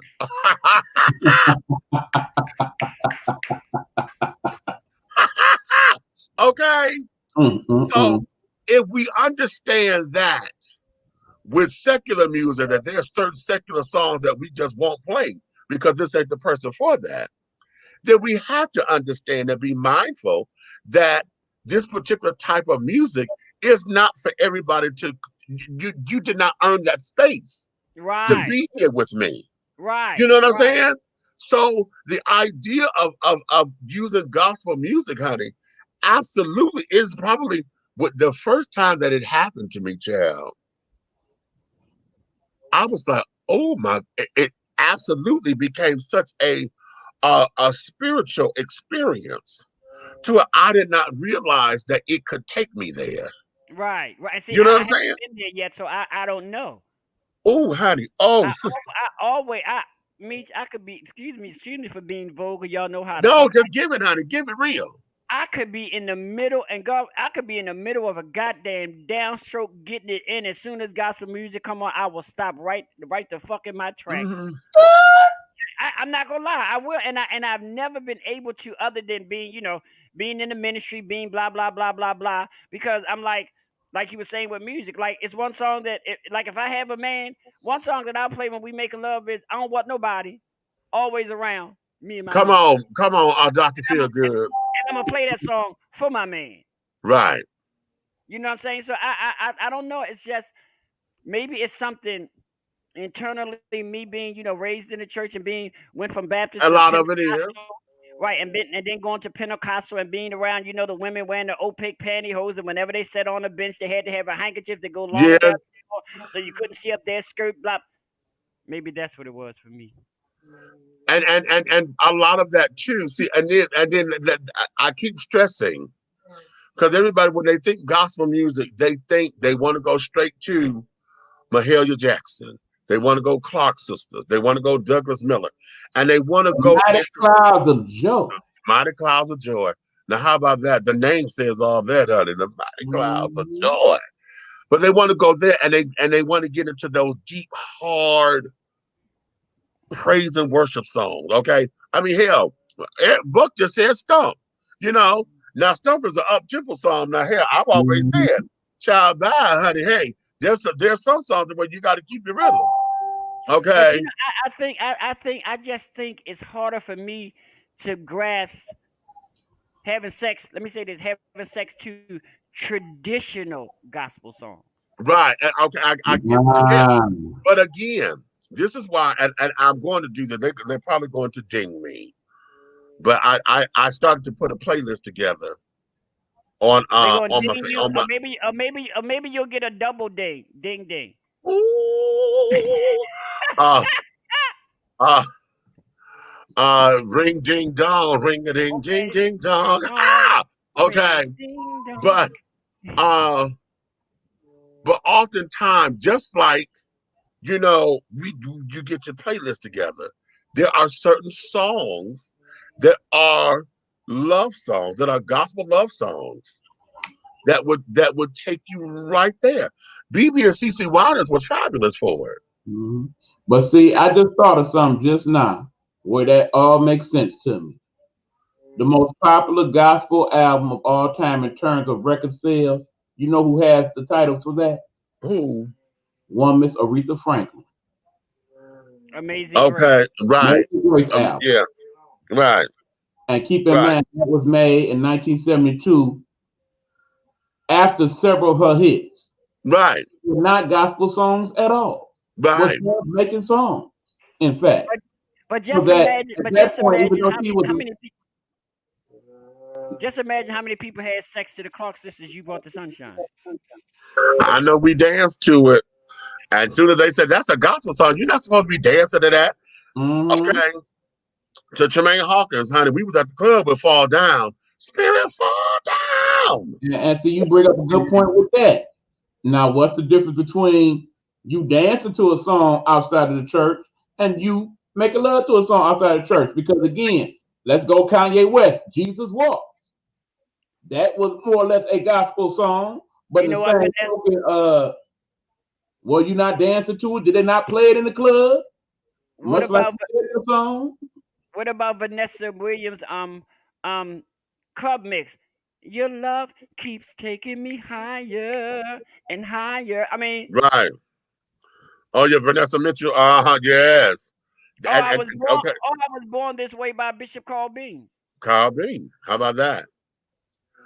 I think most people cannot have sex to gospel music primarily because we are taught sex is a bad thing. Right there, even when sex is done out of love, many feel guilty about it, forgetting the spiritual connection that is part of sex, even when it's a tryst. When it's a tryst is inspired by God. Okay. And that part right there. And I think oftentimes, and you know what, and my best friend and I, we had this conversation because in fact, that's how I came to understand all this. Because I used to think that way. And we had this, oh my God, this was shit. I think I was in my late 20s when we had this conversation. I'm like, how in the hell you doing this to gospel music? But see, at the time, that I was very high in my sexual addiction, and I was very, acting out physically and stuff. So my whole thing was, I'm out here hoeing, basically. Okay. And then it wasn't about that said that they would warrant that because it wasn't a spiritual connection. I'm just going through the motions. My best friend, he's very relationship oriented. So, and then both of us were very churchified people. We were singing in the choir. We were very, very much in the church, and we were very spiritual individuals.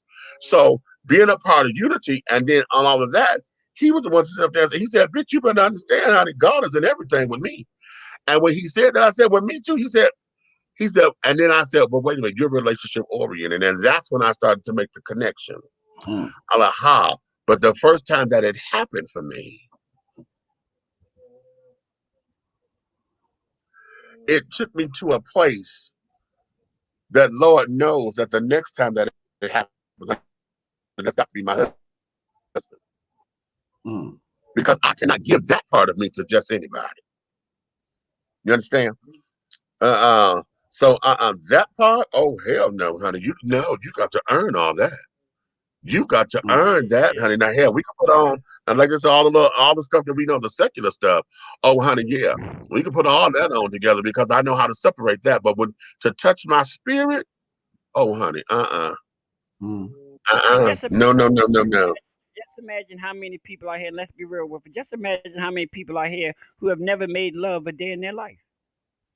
How about that? Right. I never would have thought a one night only thing was something spiritually inspired. You know what? Because oftentimes we look at it from the carnality of it. Okay, we go into it. Let me give y'all something. And I told y'all this before about a guy who all he did was touch me and introduce me to my body. Okay, and all it was sensual touch. We did not have intercourse or nothing. This man just touched my body.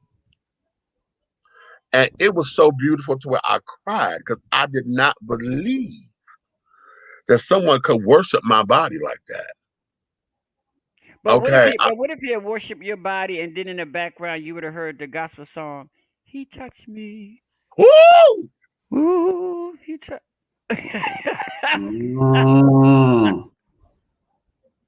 Unleash the dragon. I'll wait. Girl, no ma'am. No ma'am. Girl, did you realize how far over the rainbow I would have been? Without Patty LaBelle? Ha! I would have been Patty. Bitch, I'd have had hair and everything, honey. I'd have been. Did you realize how, girl, that just set me, ooh, oh my God, everything Can you in me is imagine just how much tingling. more powerful that connection would have been? Ooh, everything in me is so motherfucking tingling right now. I can't stand it. The musical connection that you make. Oh my God. That's my point. That there. Oh shit. Come on, bring it. Talk about it, honey. Oh my God. Because I just feel like I'm just being hugged spiritually because this is all tingling right here in my arms. Oh yeah. Okay. That's what I'm talking about. Taking you into them rafters and up into that plane, honey. And you see, that's the places where people got to earn. Yeah. Oh yeah. You know, those are the places, which is why folks get that confused because they give it up so often. And when they get there and they don't realize this was just a moment, this ain't a boyfriend, this is a moment. This is why. Because they let somebody take them there and they gave somebody that permission to do that and they wasn't worthy of all that. Now you done got caught up and they don't want it no more. They don't understand what just happened to you. All they know is, honey, they came to come rock your world and now they done took you to places, okay, that they didn't earn. Right. They didn't earn that. You gave that to them, honey. Free of charge. You didn't buy a lottery ticket, but you hit the motherfucking jackpot, boo. Exactly. And all of that, when you get that connection, which is, and I'm making the connection between secular and gospel, because the gospel love songs, as a matter of fact, I think I'm going to have to do a playlist, and I'm gonna have to do a radio show. So this may be my Bigo little do-wah-diddy, or somewhere where I can play the music, because I need folks to get into this and really understand it, but I need my commentary there so that we can get through the playlist, because there's a lot of songs out there that are gospel songs that a lot of folks don't hear as gospel. Right. Okay. Right. They don't hear them as gospel songs. There are some secular songs that are absolutely gospel songs. Okay. But we don't hear it as that. Okay. Like the song "Ooh Child," things are gonna get easier. Right. Okay, that's a praise. That's a praise song. Okay. That's a praise Didn't they song. consider? Now let's get into this. Didn't they Didn't they consider "I'll Take You There" a gospel song? Because it is. Right. It is. But Because it is. listen, "I'll Take You There." Boom. I know a place. Ain't nobody crying. Ain't nobody crying. Ain't nobody worried. Ain't nobody worried. They wasn't talking about Detroit, that's for sure. Ain't no smiling faces. Yeah, Oh so no. I get it. I get it, Meech. Now, yeah, I get it. So this here, but again, it's gonna take somebody. It's gonna take everybody who say no, they can't, to relax themselves, to understand it first, and then slowly but surely guide themselves there. And just remember, just like with secular music, everybody ain't entitled to certain songs. Right. And you have to selectively pick your song. Right. I'm gonna play this one song because I got to. I gotta hear it. Okay. I'm gonna play this one song. I'm gonna play this one song. Yeah, play this one song because I'm planning on having a baby white trash bag and a door night. So play that song. I might have to use her. Well, in the meanwhile, I'm thinking about that Amazing Grace album. Now that I think about it, there's a song on there where they take part of a gospel song and they mix it with another secular song to make a whole different song. That song, "When You Die and trouble. Mm-hmm. So they mix that with the gospel song and make a whole song entirely. Okay, You Got a Friend.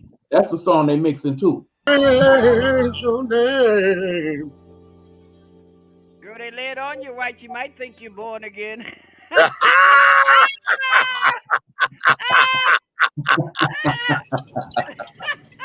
You bring Red up in here. Look at that thing. Let me stop. Red coming up here. I gotta be Bam! on my better behavior. Big Red, what up, though? Hey, bro, I'm on my good behavior tonight. I hear you because you born again.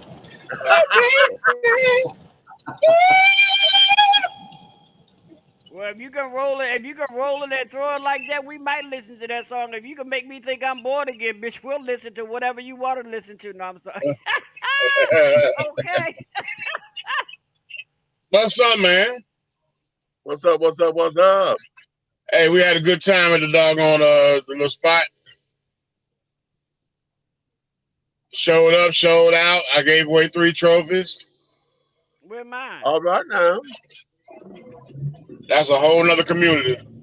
Okay. Look, I am multifaceted. I could conform to any community I need to. Show what's up with that shorty. Where's my trophy, yo?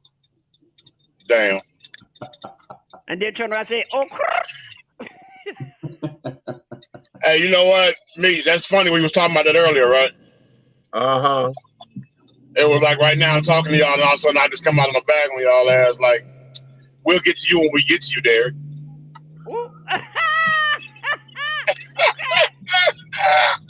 And Derek is right. Both Sunday. Okay, then. That's what I'm talking.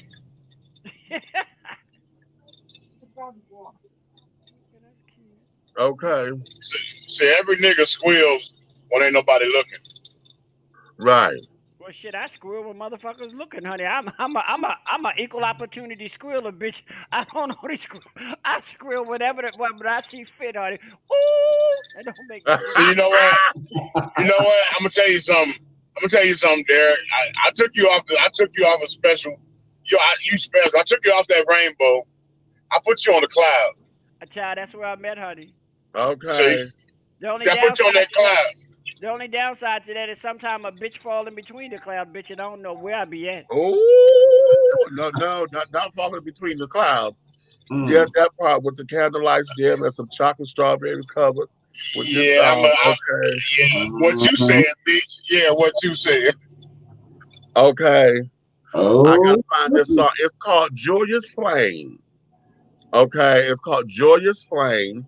It's by a group called Tom Coppola and Googi. Googi. We got you here. We gonna hook it up for you. Tom Coppola. Okay. Joyous Flame. That now a lot of folks don't believe that that's a gospel song, and that's the time I had to sing those parts because I got into a full-fledged argument because somebody was like, just because they said thank you, Jesus, don't make it a gospel song. I said, they say more than that. Listen to the goddamn song. Okay. What other song that ain't a gospel song that said, I've been born again and it's you I praise? Hello? Yeah, that's a praise song. And it's a gospel love song. But and look, they used to play that on The Quiet Storm. Please it took me forever to find that damn song. They just listen. The Electrifying Mojo, honey, and all them. When The Quiet Storm came on, that song used to come on somewhere between 11:30 and 12:30. Up in maybe 1 o'clock. In the morning. Hey, Meech, remember the horn used to come on? Yeah, you're listening to the sounds of The Quiet Storm. Yeah. Hello. The melodic vocals. Yes. Hello. Check your inbox, Lee. You got it. But look at all the people who didn't consider Stomp a gospel song. Right. And that was because you could boogie to it. Right. See, yeah, because I've been in the club and the DJ threw Stomp on. I kept hearing him bring it, ba-dum-bum-bum. I said, boy, that bass line sound familiar. And yeah, ba-dum-bum-bum. And then he spent that thing, let it go. I said, Lord, they up in here praising Jesus. Hello. So we have, that there is where you know, once we get past all of our stigmas and carrying on, and some folks just won't. The reality of this is that some folks won't, and that's fine. But Yeah. the If idea God is an all-seeing God, then He saw you take that shot and He forgave you anyway. And then there's that part where they say, "What two or more are gathered in my name, there I am in the midst." Yeah. And how many times you sit up there saying, "Oh God, oh Jesus, Right. oh my God, oh my God, oh Lord."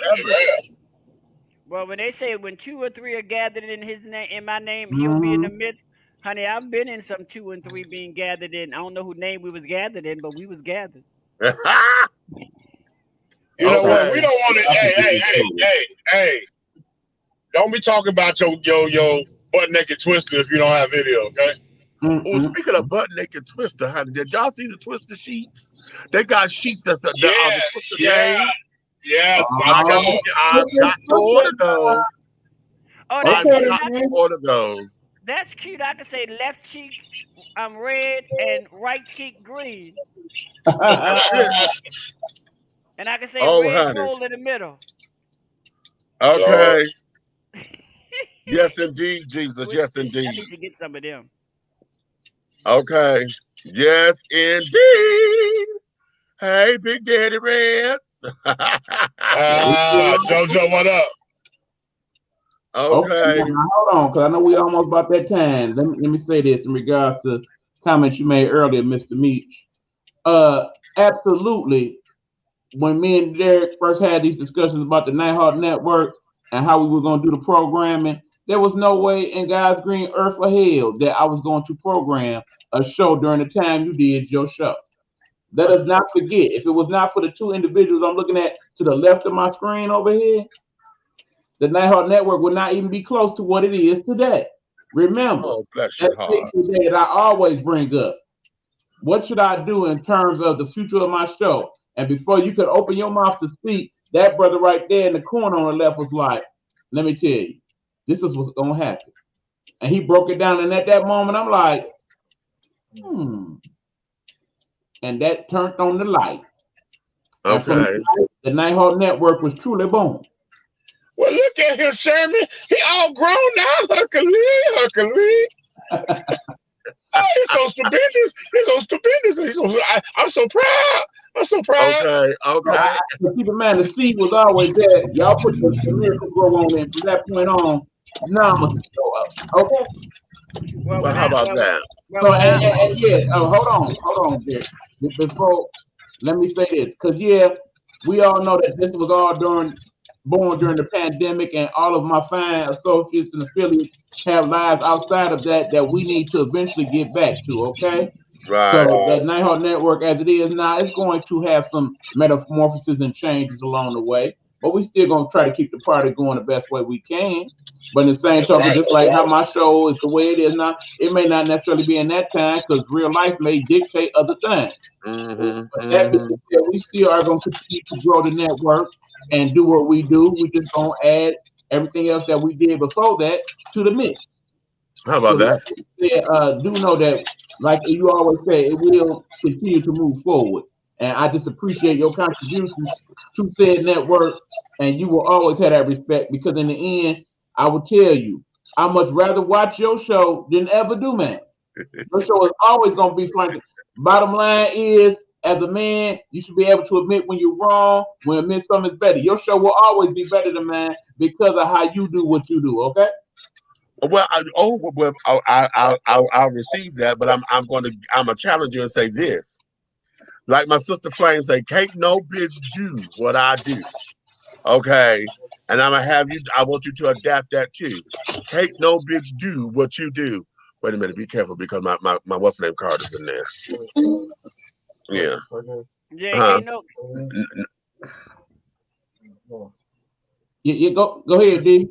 Can't no bitch do what they do. But when I was blessed to become a part of this network, look, you know how when we grow up, we say pick your battles wisely. Right. Bitch, your Thursday, Friday, Saturday, Sunday wasn't even a battle that I even wanted to bring into the room. I said, bitch, that is Thursday, Sunday, bitch. There's still Monday, Tuesday, and Wednesday, bitch. I could pick out of them 3 days. I can find something that I can do, bitch. I'm not going up against that bitch right there. Is you crazy? I might have to slap that bitch. Right, 'cause there's a reason why when you tell us that you may not be able to go on a certain day, we always gonna give you the respect of, okay, look, we don't want to leave nothing out there. We gonna do a little something, like that. If you don't mind. You see that shit? It's like they don't let you sit down. Uh-oh. What's this about? Ooh. Damn. Okay. That is Meech's cue. His cue. Ooh. Oh, is that okay? Y'all done got me down to a science. Okay. Yes, cue, bitch. Okay. Did you yawn? Yeah, I just did. Even he know the cue, and he didn't even see it. See, that's what I'm talking about. Okay. Yawn. That's that goddamn chicken sandwich catching up with your ass from earlier. Oh, you better say it for real. Let me tell you. Okay, wait a minute, because I just had the other half of it on this bread. Nigga, let me tell you, bro. Them black boys did they shit. Them black boys did they shit. Oh my God, this motherfucking bread. Now you know I'm about ready to make me some goddamn French toast with this shit, right? Yeah, I know. Ooh, and you know, every time he's blessed to bite into that bread, do you know what comes on the radio? Sweet home Alabama. Sweet. Wait a minute, honey, because this weekend, honey. Oh, this weekend. Get some more My bread, honey. God, today, because he won't be able to come up next weekend because he got to work, so he's coming up this weekend. So you gotta catch the because pre-birthday turn up. Yeah. So okay, ladies and gentlemen, we're gonna get on up, and again, we're going to announce next week Thursday, which happens to be my birthday, the actual day of my birth. We'll be here, but it's probably going to be not probably. It's going to be our last Thursday night show. Because as I was talking with Aunt Nikki carrying on, she made me realize. She said, "Child, you going on, you don't give yourself a day to yourself to rest because you're working, and then you coming up to do the show, and then trying to get all done in time to do something a day." Hey, so we're gonna. Hey, let's chop it up about that last show. Thursday show? Yeah. Because we might be able to do it over there because I was informed that we can do it up in there in that same ambiance. We need a boom mic. Really? The boom mic will pick us up. Now, what would be hot, because next Thursday, for those of y'all who follow T.S. Madison, her new show, the T.S. Madison Experience, debuts next Thursday on We TV. So we're looking at trying to maybe do a watch party or something of that nature. However, we're still trying to put all that together. It was just an idea that we came up with today. So we will let you guys know. But I've got to support my sister Maddie because I'm telling y'all, honey, I just am in love with her business mind. I'm in love with who she is because she has totally transformed herself and used each plateau of her life to be the stepping stone to get to her next level. And now this heifer is doing actual television. This is not YouTube, but she's doing actual network television, honey. And carrying on. So I'm very proud of her. Hold that thought. Y'all, love y'all. Gotta go. I'm gonna take care of the wife right quick, do something. I'll call y'all. I will holler at you in a minute. All right. I will call you. One second. Okay. All right, Red. Okay, so on that note, my darlings, let me let you guys get back to your worlds and things of that nature. So, honey, you may finish all of your crumpets, my darlings, because the tea has been dished. And you've been dishing tea, darlings. With Big Meech and Big Red, and in the absence of Aunt Nikki, honey, we have our family network over here. We got the Nighthawk Network right here. Eric Buckton, the COO of the Nighthawk Network, and also your boy Derek with the twins. Okay, over here doing the thing. And so, honey, if you love us, tell your friends. Okay. If you hate us, tell all of your motherfucking enemies. But do know this: one way, shape, style, form, or fashion, everything that we're doing over here will move forward. All right. So, my darlings, we thank you. We thank you. We love you. And yeah, it is what it is. I hope that we've said something today that's going to enlighten your souls and get you guys to think on it. Share, like, subscribe on all the platforms and things of that nature so that we can get this conversation continuing and moving forward and going on and doing the thing that it does. Okay. Uh, we're not here to change your mind. Flame said we're not here to change your mind, but to use your mind, honey. I'm not here to change your mind. I don't want you to necessarily use it. I just want you to know that you got one. You have a mind, honey. Use it. God gave it to you for a reason, okay? So on that note, Whew.